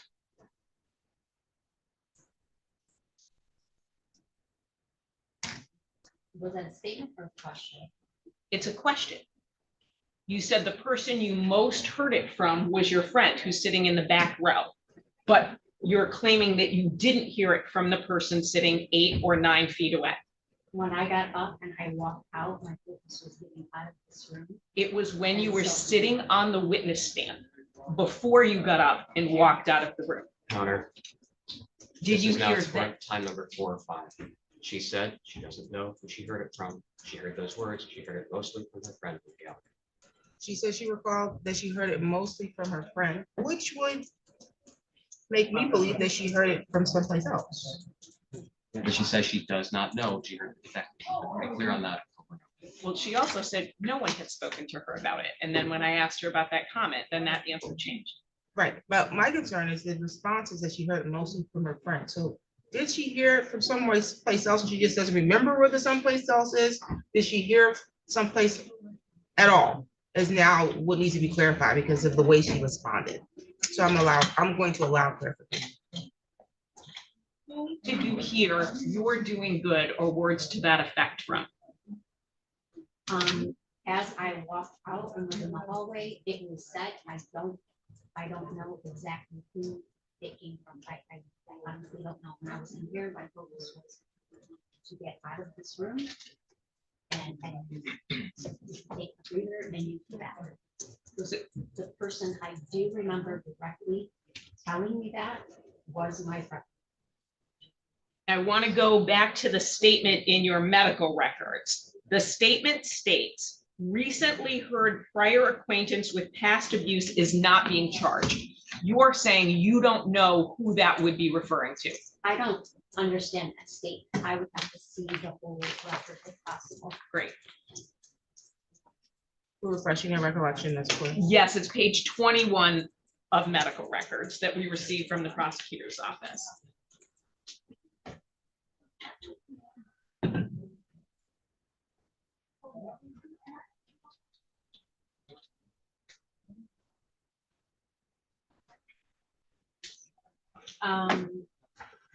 Did that refresh your memory, ma'am? I believe. So there's a process to do it. Did that refresh your memory? Can I have a moment to look at it? Well, I'm asking you about that one statement. Right, and I'm looking at Sure.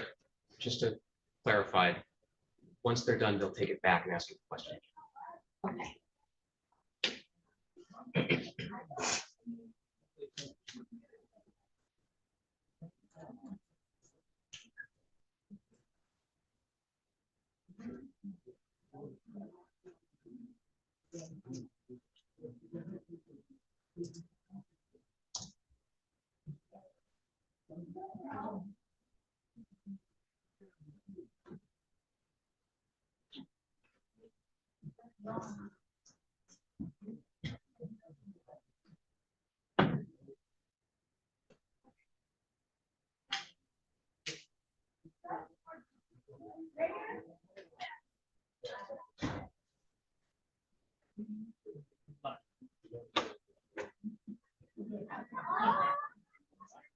In regard to that, So we need to take it back.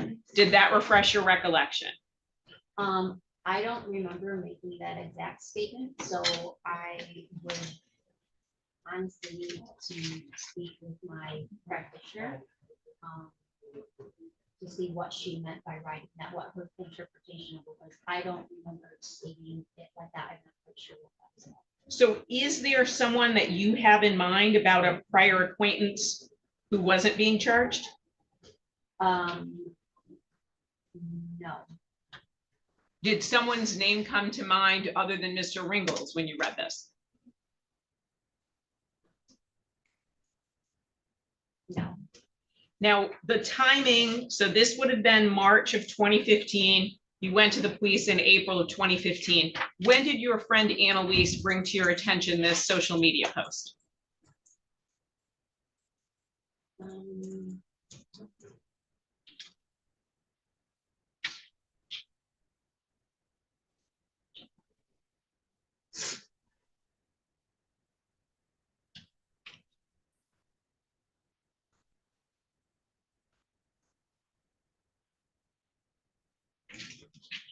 I'm not absolutely sure, but I'm thinking it was around, it would have been around that time. So before you went to the doctor? I don't remember. How did she do that too? Did she call you? Did she forward it to you? Text you? Text. And you had indicated that you had a number of circumstances or issues that have come up since then. Before we get to that, you also talked about the fact that Mr. Ringgold would bring a gun around and you didn't like that, correct? Correct. When did that happen? Throughout my time knowing him. Now, he didn't have a gun, to be clear, in August of 2020. That's not your claim, right? I didn't see it. You didn't see it, right? Okay.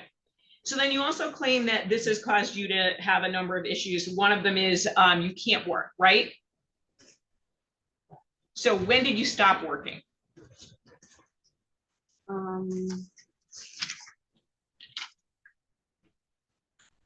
In November. Of 2025? This was So you don't work at all? at the time right now, I'm not practicing. So are you working in another capacity? I'm not practicing. That's not my question. Are you working in another capacity?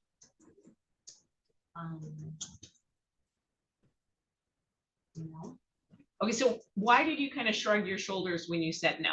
because I still have a collective of practitioners at the studio that I need. What does that mean? A collective of practitioners that you maintain? I provided space and individuals are renting from me. Do you manage them? No, Do you collect rent from them? yes, Okay, so work-wise, are you doing anything other than collecting rent? No. And then you said you don't like to go out in public alone. When did that start? that started, once I knew that he was made aware that I was split up. So when were you made aware that Mr. Ringgold knew, like, do you remember the month? When I had confirmation, it would have been in September. And so since September to now, you do not go out in public alone? I avoid it as much as possible. What does that mean? I either don't go, or I have somebody with me, or if I have to do something, I will order something and pick it up, so I don't have to enter stores, drive-throughs, but that's very limited. And you said in November of 2025, you stopped working. Was that as a result of this case? Or is that because you were doing so well with the rent that you were getting from the practitioners? That is because this case has been brought into my sacred sanctuary of massage therapy where I practice my studio. So the direct connection that I have with you has brought in a lot of the memories and triggering because you are directly connected with. Let's be clear. I have received a handful of massages from you over the years, correct? Correct. And that stopped long before you ever went to the police in April 2025, right?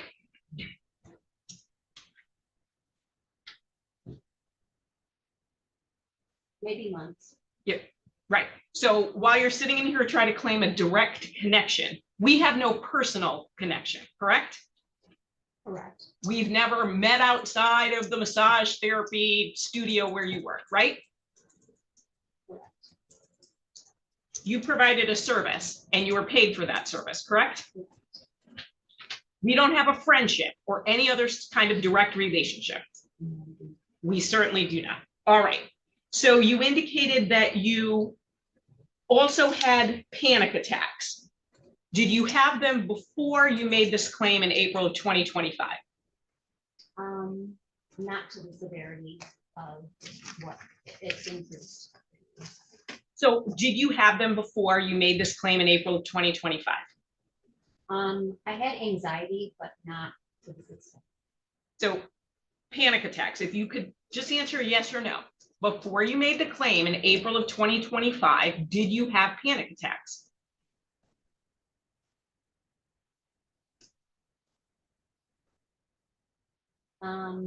No.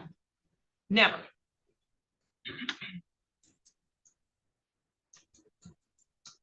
Panic attacks in relation to this or panic attacks? Panic ever attacks, in my life? panic attacks ever in your life? Yes, but never to this degree. So how frequently would you have a panic attack?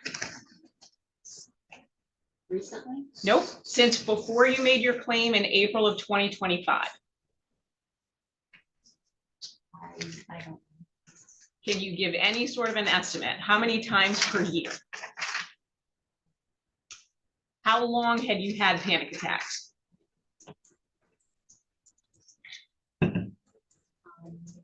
There have probably been different time periods and different instances over lives where I've experienced mild panic attacks, but very different from this. So how long? Are we talking 10 years, 15 years, 20 years? Honestly, I don't know. I would have to. What would you be looking for?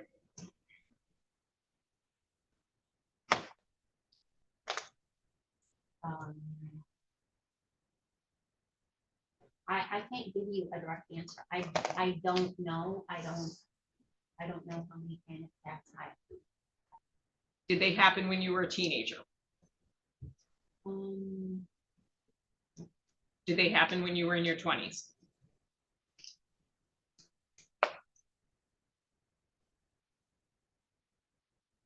possibly, And also in your 30s, correct? possibly.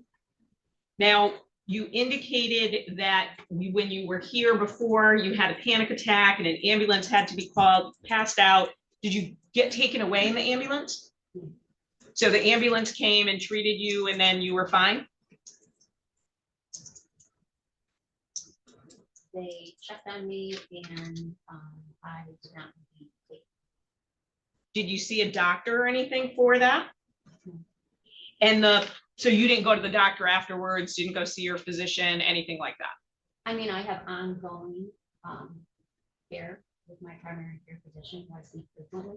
I mean, that day. So we're here in the morning, we're ready for the exam. We're told you cannot medically go forward. You didn't go off in the ambulance. Did you go see a doctor that day to say, hey, I passed out at the courthouse, anything like that? No. When's the next time you saw a doctor for that? Since your claim was made in April of 2025 until now, all the panic attacks that you have been related to the case. Is that what you're saying? I have no additional questions. Thank you. I have a couple of questions. Prior to the incident on August 2020, how often were you and Mr. Ringgold in communication outside of work?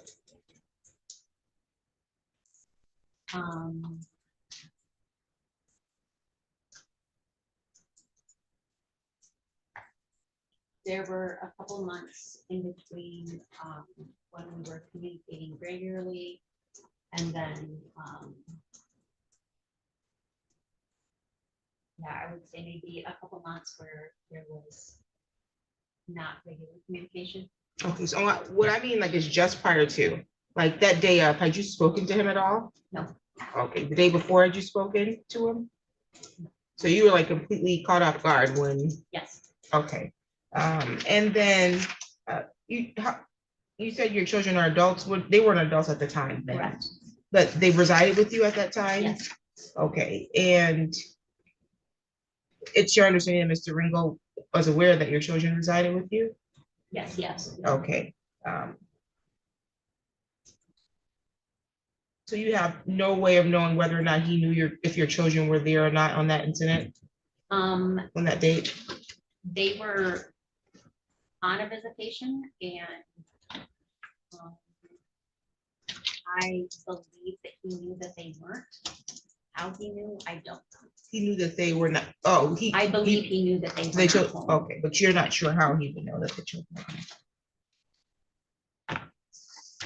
Other than he knew the schedule, the parenting schedule. You believe that he knew the children's visitation schedule? Is that because of the prior relationship you had with him or, Yes. okay? Amy, right? Yes, sir.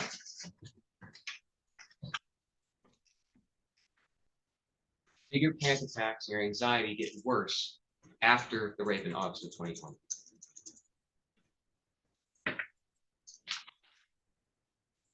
Yes,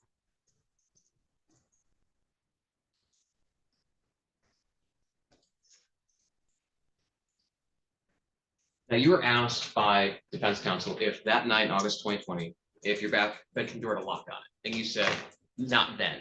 correct. Does it now have a lock on it? Absolutely. Why'd you end up putting a lock on your bedroom door?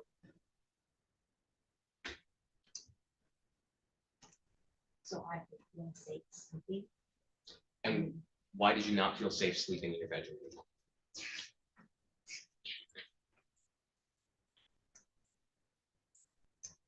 Because he came into my room in the middle of the night.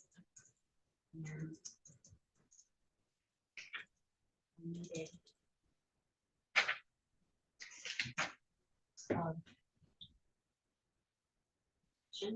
locks to allow me to sleep. Safer.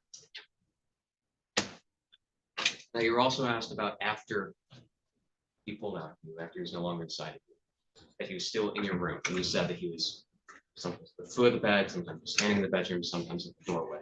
Yeah. Did he keep himself between you and the exit?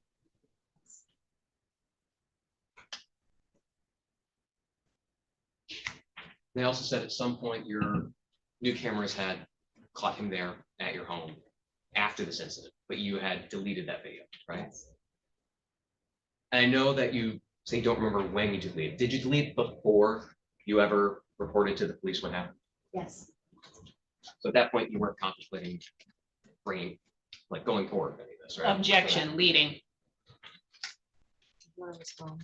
I can rephrase. Okay, thank you. Objection sustained. At the time you deleted the videos, were you planning to report this to the police? No.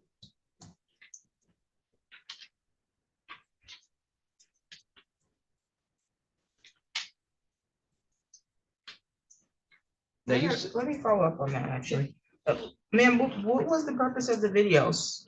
If you were just going to collect the footage of the defendant on your property?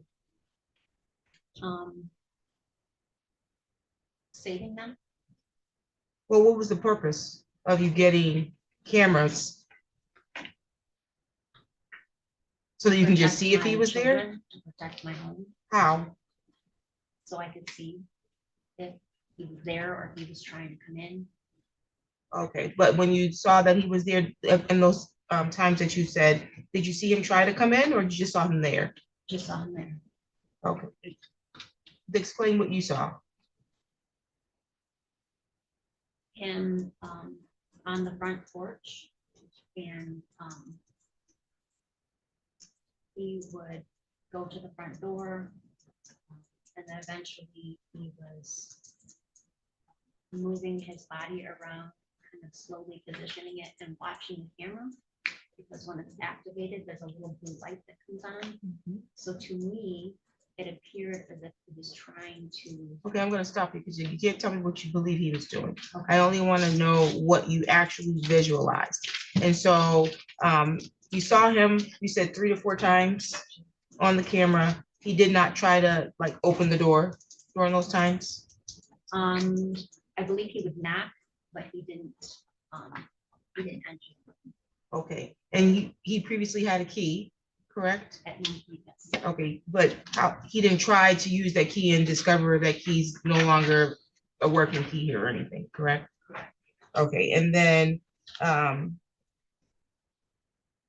you saw him knock on your door, you saw him on the camera, but you didn't use that to report, you didn't think it was important to report that to the police at that time?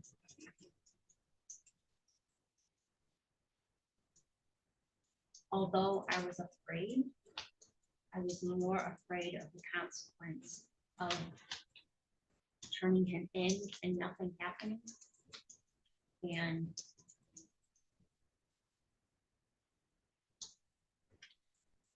the repercussions of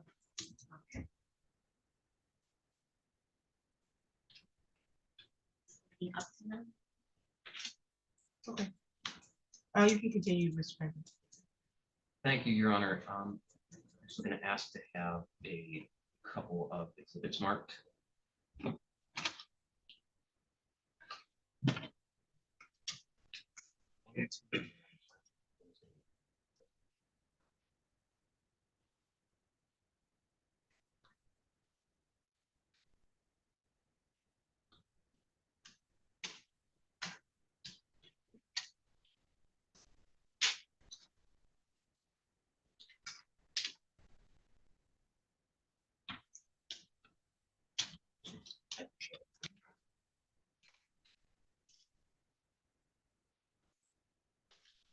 A quick moment with both counsel to show what I've marked as blank.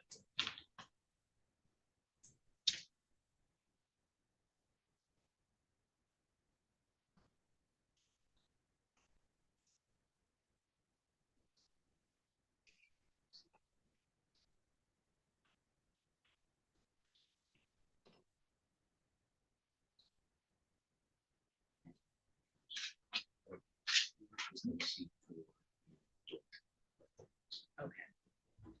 officer. He's just- I'm objecting to all of those, so you can.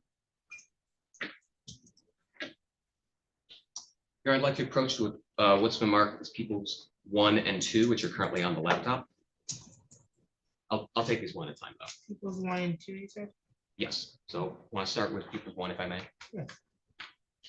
So I'm showing you what's been marked as people's proposed exhibit 1. Do you recognize this document? How do you recognize that? See? That. Security cameras. And is this from shortly after the incident? Does that appear to accurately reflect the receipt you received from Best Buy for those cameras? This time I seek to admit people's proposed exhibit 1 into evidence. Any objection? I am objecting. It is a business record. I don't believe the proper foundation has been laid by this witness, and it's also irrelevant. I have cameras at my house. I change my locks. Anybody can say what the reason is. So I think it's totally irrelevant to the exam today. I don't even know if we need it. She said she bought cameras. We don't have any reason to dispute that. There is one particular part of this, and that it has the installation date, and it's actually in response to a question that you just asked. About, Because it shows that the cameras were installed about a week after the locks were changed. So when you asked if he had tried the lock, he could have, because the cameras weren't there yet, so she wouldn't have seen it. That's wait, why. wait, I asked her if he had ever tried to use the keys, because I want to know if he knew that these keys no longer. Exactly. there. The one shows that the locks were changed on the 3rd, and then this shows that the cameras weren't installed until the 9th. So that wouldn't have been caught on camera. So there isn't, let me put this up, there's not proof positive that that didn't happen. That's the only thing I'm seeking to establish there with those documents. And it's totally speculative. Yeah, so we don't know if he came in between those time frames, and you can ask her without an exhibit. That would be enough testimony. Happily. So the objection is sustained. Do you remember if the cameras were installed before or after your locks were changed? Then you're also asked a great deal about statements that you testified you did not make to your doctors. Do you remember telling your doctors that you were currently undergoing stress because a previous acquaintance with whom you had a history of abuse is being legally charged / trial? And that you were struggling with guilt related to this, and you're currently looking to take legal action?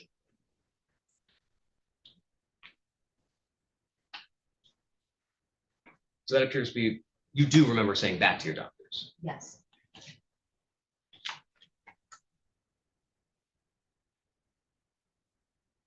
You also said in cross-examination that you had sought to have a PPO. It was denied, and then you said that you didn't go for a hearing to try and get further explanation, correct? Correct. Why did you not go to have that extra hearing? I was afraid. What were you afraid of?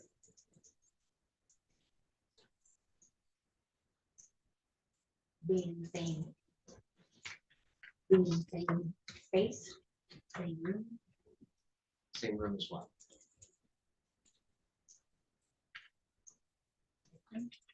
I didn't.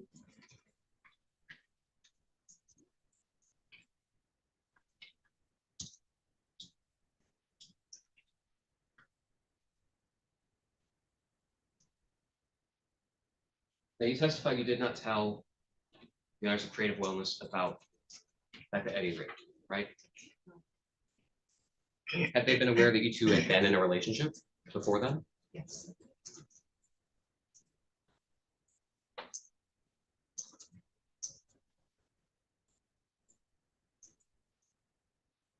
So at the time, the defense attorney that you talked about, she had been getting massage from you before you brought any allegations about this case, right? Correct. Okay. But at that time, the owner still knew you had been in a relationship, just not that it was, that there was rape involved, correct? Correct.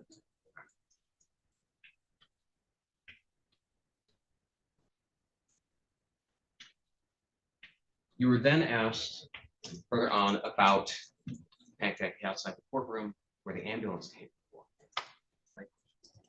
And you didn't go in the ambulance then, right? Correct. Did the ambulance drivers want you to go to the hospital?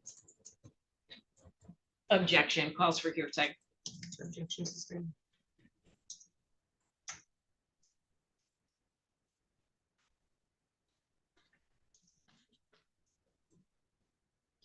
Did you think it would be easy to be here today, in the same room as him, to testify about what he did to you? Objection, totally irrelevant. I don't think it's irrelevant at all. It goes to a lot of what the defense was asking about her panic and about how this has affected her. About whether or not it was easy, she believed it would be easy for her to be here today. Correct. I'll allow it. Objection overruled. No, And when you're here before, it affected you so badly, the ambulance was called. Objection, Is leading. that right? Objection, lady. Do you want to rephrase your question? Thank you. Objection sustained. How badly did it affect you being here last time? I had a panic attack to the point of needing an ambulance to get called. And you testified direct, you fell unconscious. Is that right? I did, And you're still here today. yes. I have nothing further. Based on the questions that I asked, did you have any comments on that? So I do have just one follow-up question, and honestly, I don't know if it's based on the questions that the court asked or that Mr. Pfeiffer asked. So I'll ask it, and if it runs afoul, sure, there'll be an objection. You indicated that you didn't want to be in the same space as Mr. Ringgold, and that's why you didn't follow through with requesting a PPO hearing, correct? Did you think that you could just make a claim and you'd never have to come to court and talk about it? No, So help me understand that. the less interaction, the less contact, the less I have to be in the same space as that man. That's what I'll choose. So with the PPO, you thought you could make a claim, but you'd never have to go to court?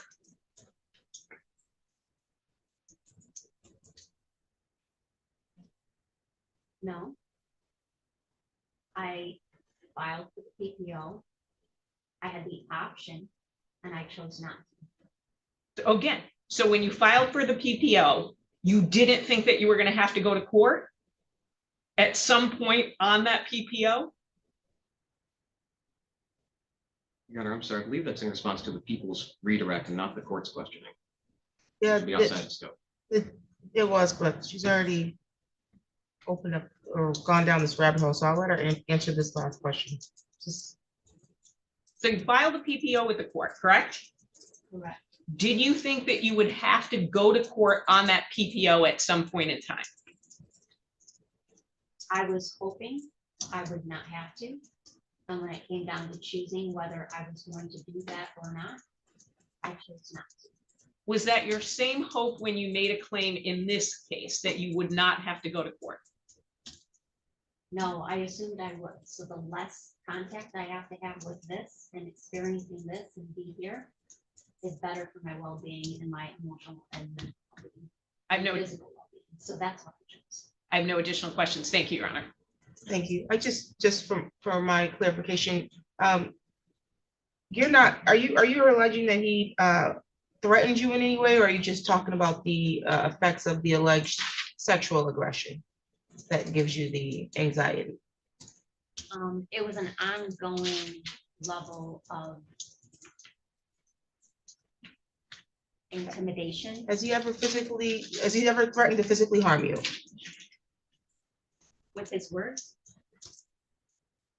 Well, that's the only way, unless he pulled the gun on you or a knife or something, that's a way. But has he ever physically threatened harm to you with words and or use of a weapon? How about that? His body has been His used as a weapon. You're saying he used his body as a weapon? Yes. Okay, but never, he never The pulled his gun was on you? something That He's never pulled his gun on you? he never pointed it directly at me. He's pulled his gun on you? He's had it around me, knowing. No, has he ever pulled a gun on you? Not that he had it around you. A lot of people have guns around you, and I'm sure you didn't like it. Has he ever pulled the gun on you to make you think he's going to use the gun on you? He never pointed the gun at me. Okay. Has he ever said he was going to use this gun on you? Okay. Any redirect? None, Your Honor. Okay, thank you. You can be excused. I am going to advise you, although you were the only witness today, ma'am, that you're not to discuss any portions of your testimony with any other witness, okay? Good for you, though. Thank you.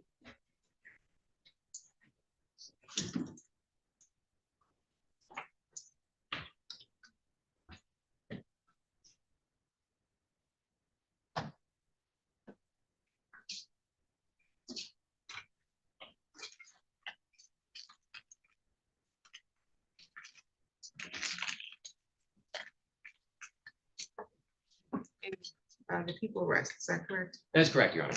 And the defense is not calling witnesses today? Correct, Your Honor. You can proceed to argument. Your Honor, the standard here is probable cause. The defendant is charged in count 1, criminal sexual conduct in the first degree. That count 2, home invasion first degree. Count 3, unlawful imprisonment. Count 4, assault by strangulation. And then the misdemeanor, count 5. Sorry, strangulation or suffocation. I normally don't have to tap that on, but that is the theory here of suffocation. That being, he forced her face by force into the mattress to where she was not able to breathe. That this was against her will, and that this was an assault. That is every element of count 4. Count 3, unlawful imprisonment. He would not let her leave. She tried to leave. She asked to leave. She tried to get out from under him, and he wouldn't. He held her down with physical force. She wanted to go out of the door. Asked, "Can I please leave? I want to go. You can't be here." He stood in her way and would not let her leave after he had gotten done holding her down and raping her. So there is sufficient probable cause for count 3. Count 2, home invasion in the first degree. He had no permission to be in her home. None. They had broken up. She had broken up with him. She hadn't asked him to come over. He was living there. She had actually asked for her key back and he would not give it to her. Then she wakes up to him inside of her house without permission. And while entering, present, or exiting the dwelling, not only is Angela Perry lawfully there, but then he commits a litany of other felonies. I don't know if she ever actually explicitly said that she asked for a key back. She said that he refused to give the key back, but she didn't say that she asked for the key. Fair. Fair. I assume when she said refusal, that meant she'd asked for, but that's my assumption. Absolutely. Then count 1, criminal sexual conduct in the first degree under multiple variables. Now, that being, he effected the sexual penetration through forced coercion and she sustained personal injury, and or it was during the commission of the felonies, assault by strangulation or suffocation, home invasion in the first degree, and or unlawful imprisonment. And this court combined over under any one of those theories based on the testimony here today. He put his penis inside her vagina against her wishes. She did not want this. This was not consensual. He did this while suffocating her into her own mattress. He did this while breaking into her home, and he did this while holding her down and not letting her leave. He did this using force, and it has caused her personal injury, particularly mental anguish, as she is still afraid of this man to this day. As the defense and the court both said, it is not in dispute that she immediately got her locks changed and got cameras outside of her home because she did not feel safe in her home. She has since gotten locks on her own bedroom door inside of her home because she does not feel safe inside of her bedroom. That this has affected her to this day.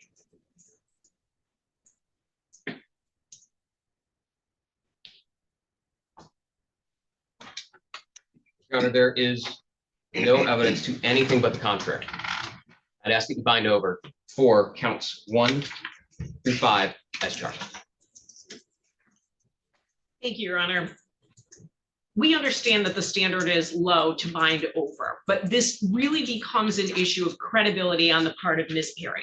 Anybody can come in, really anybody can, in 2026 and say, in 2020, this happened to me. I had cameras that showed him on the property, but I destroyed those, right? Credibility under People versus Anderson is significant here. So why are you recording and keeping videos of Mr. Ringgold supposedly on the property working on your front porch if you have no intention of doing anything with it, right? Ms. Perry gets on the stand, says things, but then when we dig into the details are not there, including demeanor. When she's talking to Mr. Pfeiffer, she's teary and we have these long pauses. And When she's talking to me, she looks right at me and she has no problem whatsoever responding to me. She also, though, struggles with answering in a straightforward manner. So even the court was asking her, did he ever pull a gun on you?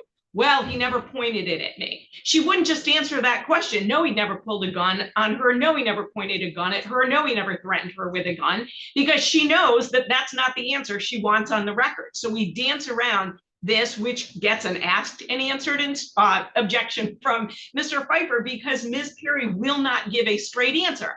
He used his body as a weapon because of the looks. I mean, that is far-fetched. We're in 2026, and supposedly his look to her is so terrorizing to her that that's how she's feeling intimidated.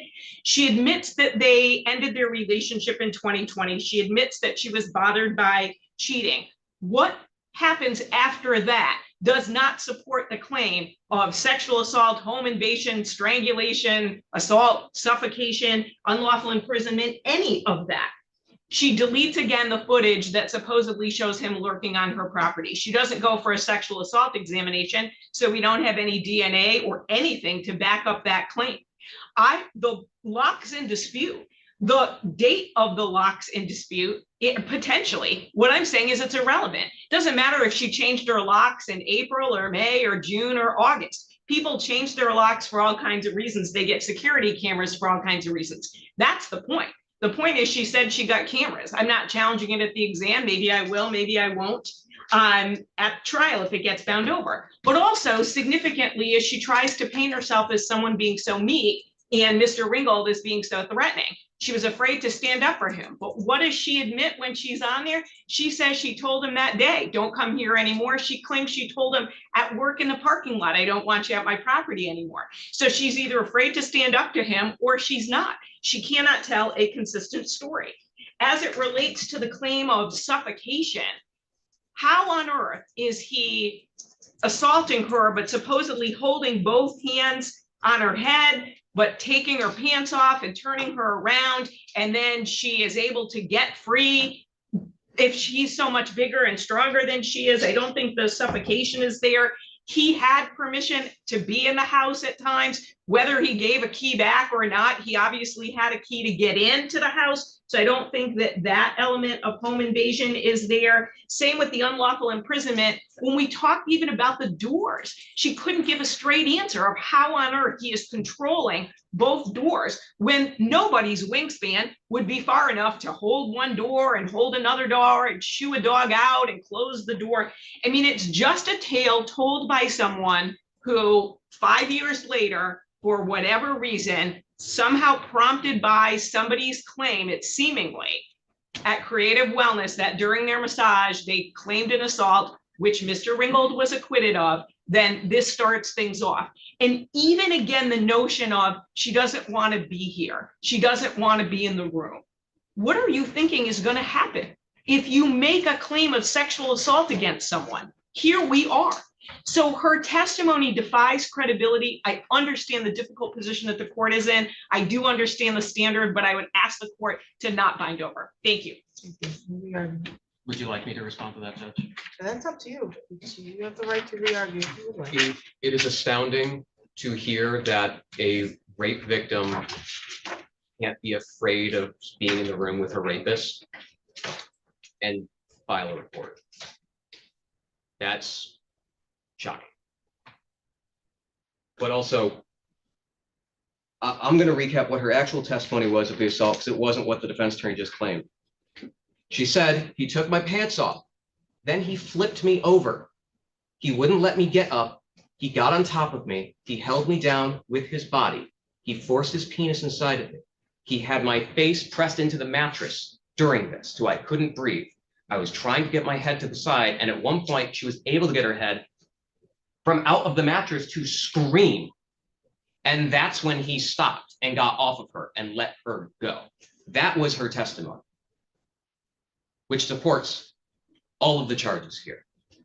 And the fact that she got cameras, ordered cameras the next day, got locks the next day, absolutely is probative here and corroborative of her testimony that this man raped me in my own home on August 2nd. And what she immediately do, gets protections to make sure that can't happen again. All of that goes to her testimony. I'd ask you to bind over his charge. Today was the date set for preliminary examination. Again, the burden is on the prosecutor to establish sufficient probable cause that the felonies alleged in the complaint were committed, and then sufficient probable cause to charge you, Mr. Eddie Maurice Ringgold, as the individual who committed these or allegedly committed these felonies. Again, they don't have to prove each element beyond a reasonable doubt. This is not a trial. It's just more than mere suspicion is what we need today. Your attorney makes a valid a point about this stage hinges largely on credibility, and I'm the only person here to determine the credibility of the witness. We had one witness here today. It's Angela Perry. She testified that on or about August 2nd, 2020, at the area of 906 Cleo Street, which is in city of Lansing, Ingham County, that she was home sleeping. It's unclear to me exactly what time of day it was, but that it was sometime during the evening or nighttime, where she states that the defendant or the person she identified, she stated she knew him as Maurice Ringgold. He's identified in the court today as Eddie Maurice Ringgold. That she was asleep and that he entered her home. She claims that he did not have permission at that time to enter her home. So insinuating that there was some time frame prior or at some point that he did have permission to enter her home, that this address was never technically his legal address, but that he was there all the time. It's unclear if he was receiving mail or anything to that, or had any items still there at the time, but that on that evening she was sleeping, that she woke up to an eerie feeling of someone watching her, she says, and that she saw the defendant in her room, and that she was initially startled and confused, that she watched the defendant remove her dog, which was in her bedroom with her, out of the room into another room. And then she described a sexual assault, which I think Mr. Pfeiffer has aptly reiterated on the record. So I won't need to go into those details again. She stated that following the alleged sexual assault, that she was not allowed to leave the room or the bedroom, and that the defendant placed his body in front of the door, that she was not able to, I think, originally even go to the restroom, and then eventually she states she was escorted by the defendant to the restroom. The court is not going to belabor my concerns. I have some credibility concerns. The first issue for me would be the time lapse. This is something that happened in 2020 of August, but not reported until after allegedly getting a phone call from a former coworker out of the blue, I suppose, to say, hey, there's something going on Facebook.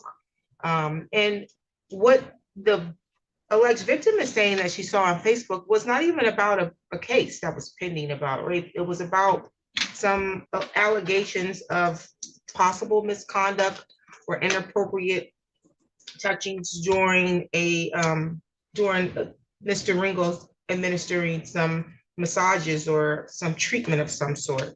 And that it wasn't until she read those things that the sense of responsibility came about for her to report. For me, that is questionable.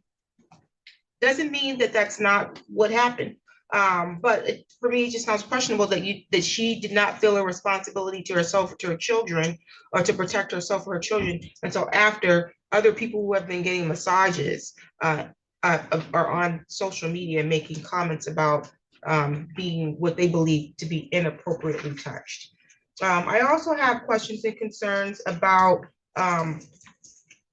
the timeline of when the relationship stopped and the communication that happened in between the end of that relationship up into this alleged incident date. And I asked Miss Perry about my concerns. Did you talk to him just prior to that? She says no. And she could be telling the truth. I question it though. I question whether or not there was some level of communication going on, and how it was that we go from breaking up months prior to no communication at all, after there was a period of us having regular communication, she says, but then no communication, and then I wake up to an eerie feeling of someone watching me. So he comes into your house with a key and he doesn't say anything. He's just watching you.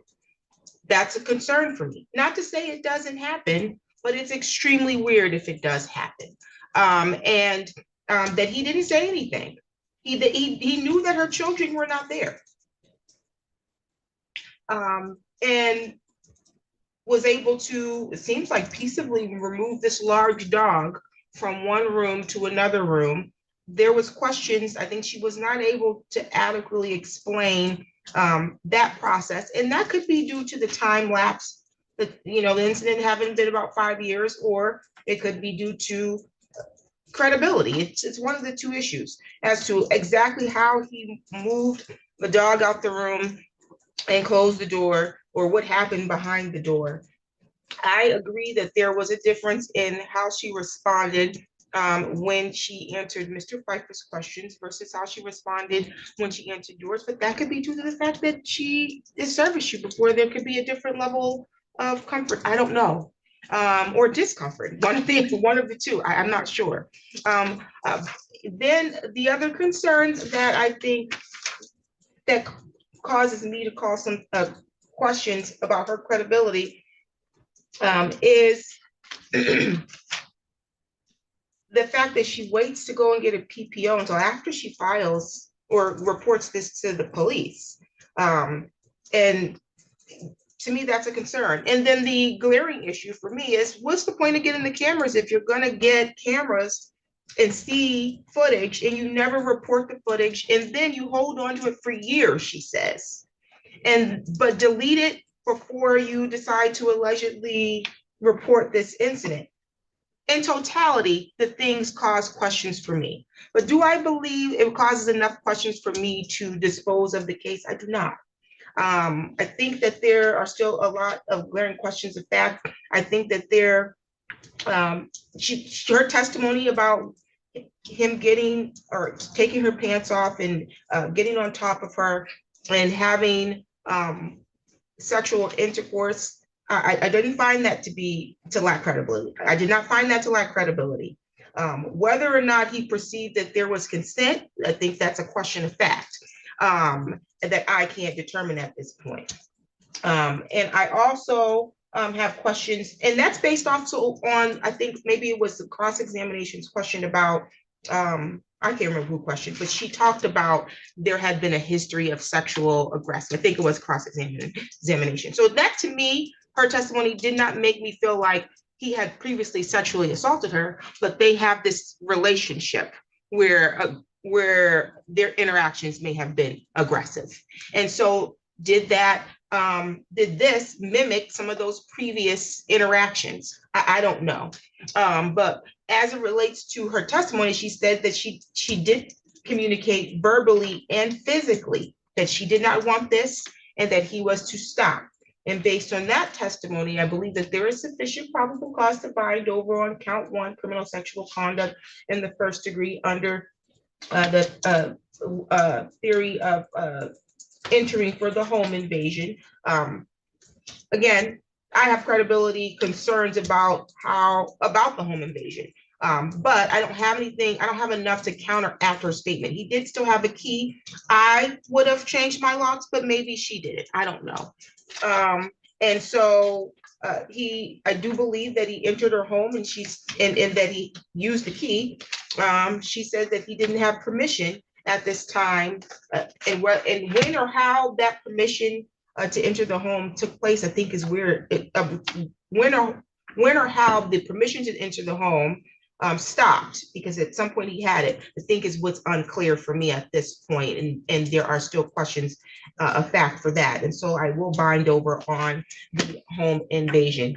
Based on her testimony that after the incident, even during the commission of the incident, where she was not allowed to leave the room, even leave the room to go to the restroom. And then she testified that after the incident, she was kept in the room and kept up all night. It's unclear what was going on. Were they talking? Was he staring at her?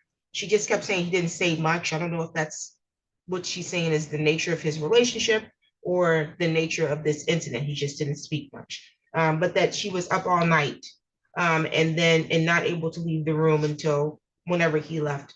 I think there's enough to bind over for probable cause of an unlawful imprisonment. Assault with intent to do great bodily harm less than murder or by strangulation or suffocation.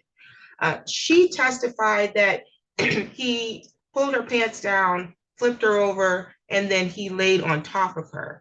And she was questioned about where, what it was that could have caused her head to be pushed up against the mattress. She was unclear.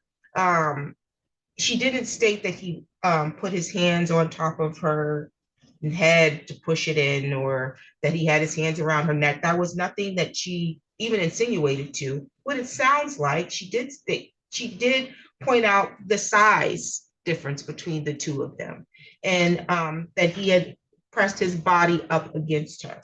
Whether or not that was with an intent to suffocate her, I think is a question of fact.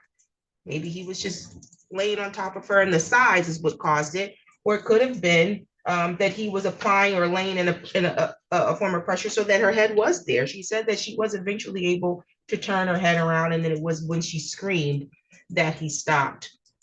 So I will find that there's sufficient probable cause for count for assault with intent to do great bodily harm less than murder or by strangulation based on the allegation of suffocation during the incident. And the count 5 of domestic violence will be bound over to accompany the first 4 felony counts. Today is the bind over date is going to be the 20. No, I think it's the 14th. Bind over date is the 14th of January. That's going to be the date the circuit court receives the file from the district court. You do not need to report to court on that date, okay, sir? Your next court date is going to be a pre-trial at the circuit court. Your attorneys will be made aware of that. You remain in contact with your attorneys, okay? Your Honor, there are 2 final matters that people would like to address. Give me just 1 moment. Absolutely.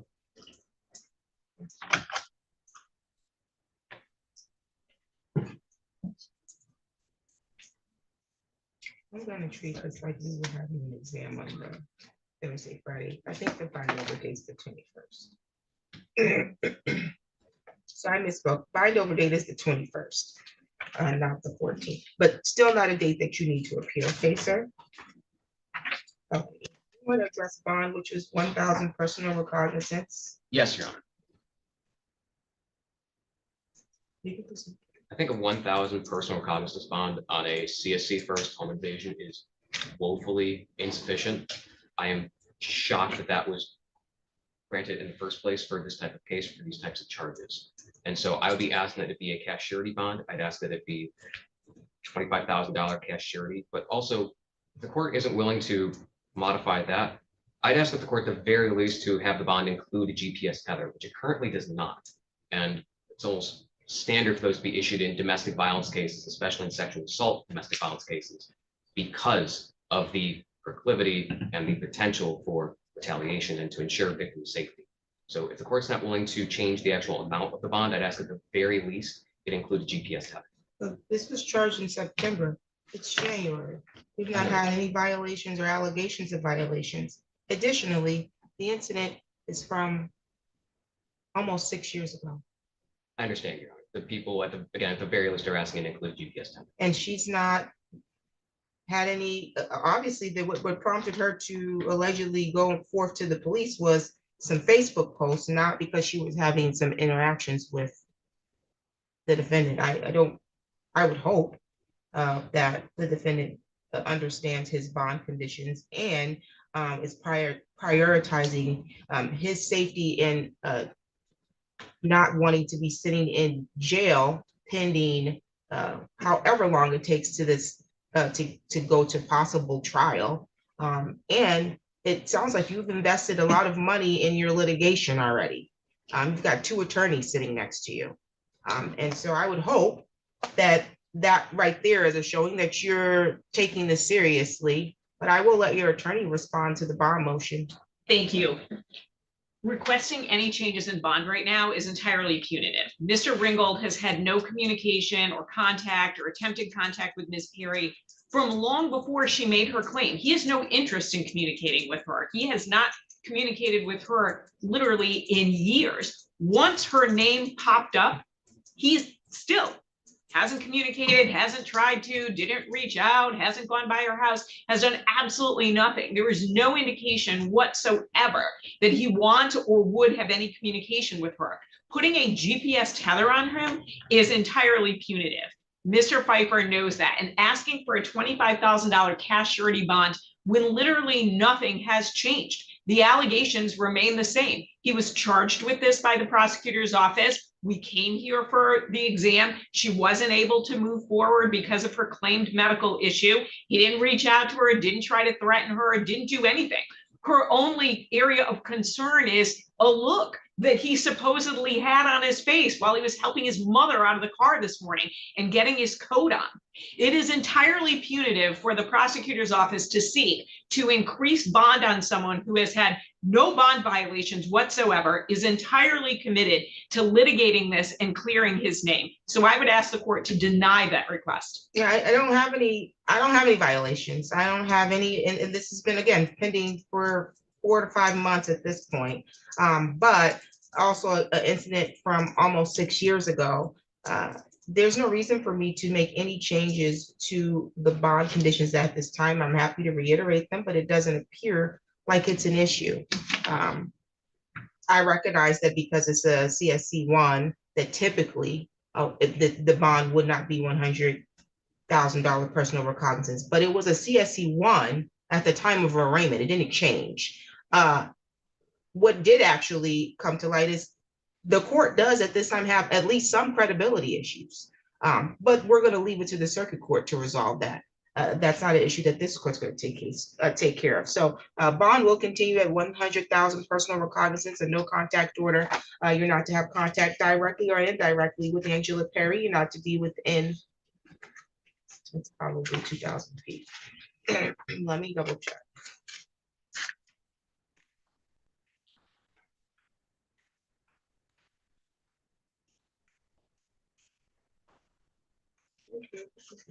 Okay. It says you're not to be within 2,000 feet of wherever she is. You're not to travel outside the state without prior approval of the court. You're not to possess a firearm, ammunition, or weapon of any kind. You're not to use drugs or alcohol without a valid prescription. That will all continue. Do you have any questions about your bond conditions at this time? Any additional matters for the record, counsel? Yes, and it's purely administrative. The victim brought to my attention that the wrong address is listed for the defendant on the PA-53. It lists 2300 Nob Hill Drive, apartment 2. Again, I think it's legitimately just an administrative error from the transcription from the police report to that. So all I'd ask is that be fixed, and it's whatever his current address is. We have 4080 Pheasant Run. Okay, the PA-53 we had in our file still had the 2300 Nob Hill. That's the one in our file, so it's the same thing. It's probably was transferred from the police report like we indicated. Yeah. And so that can be updated. Thank you. That was the only other matter. No problem. Any additional matters, counsel? No, thank you, Your Honor. Thank you. You're all set. Thank you. And then I'm gonna post a transcript. Okay, great.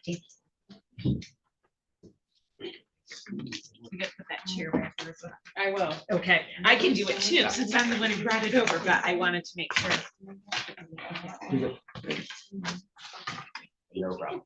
I request them in every one of my hearings. Okay, great. at you getting everything filled out. Hey, that was Addie, not me. Okay.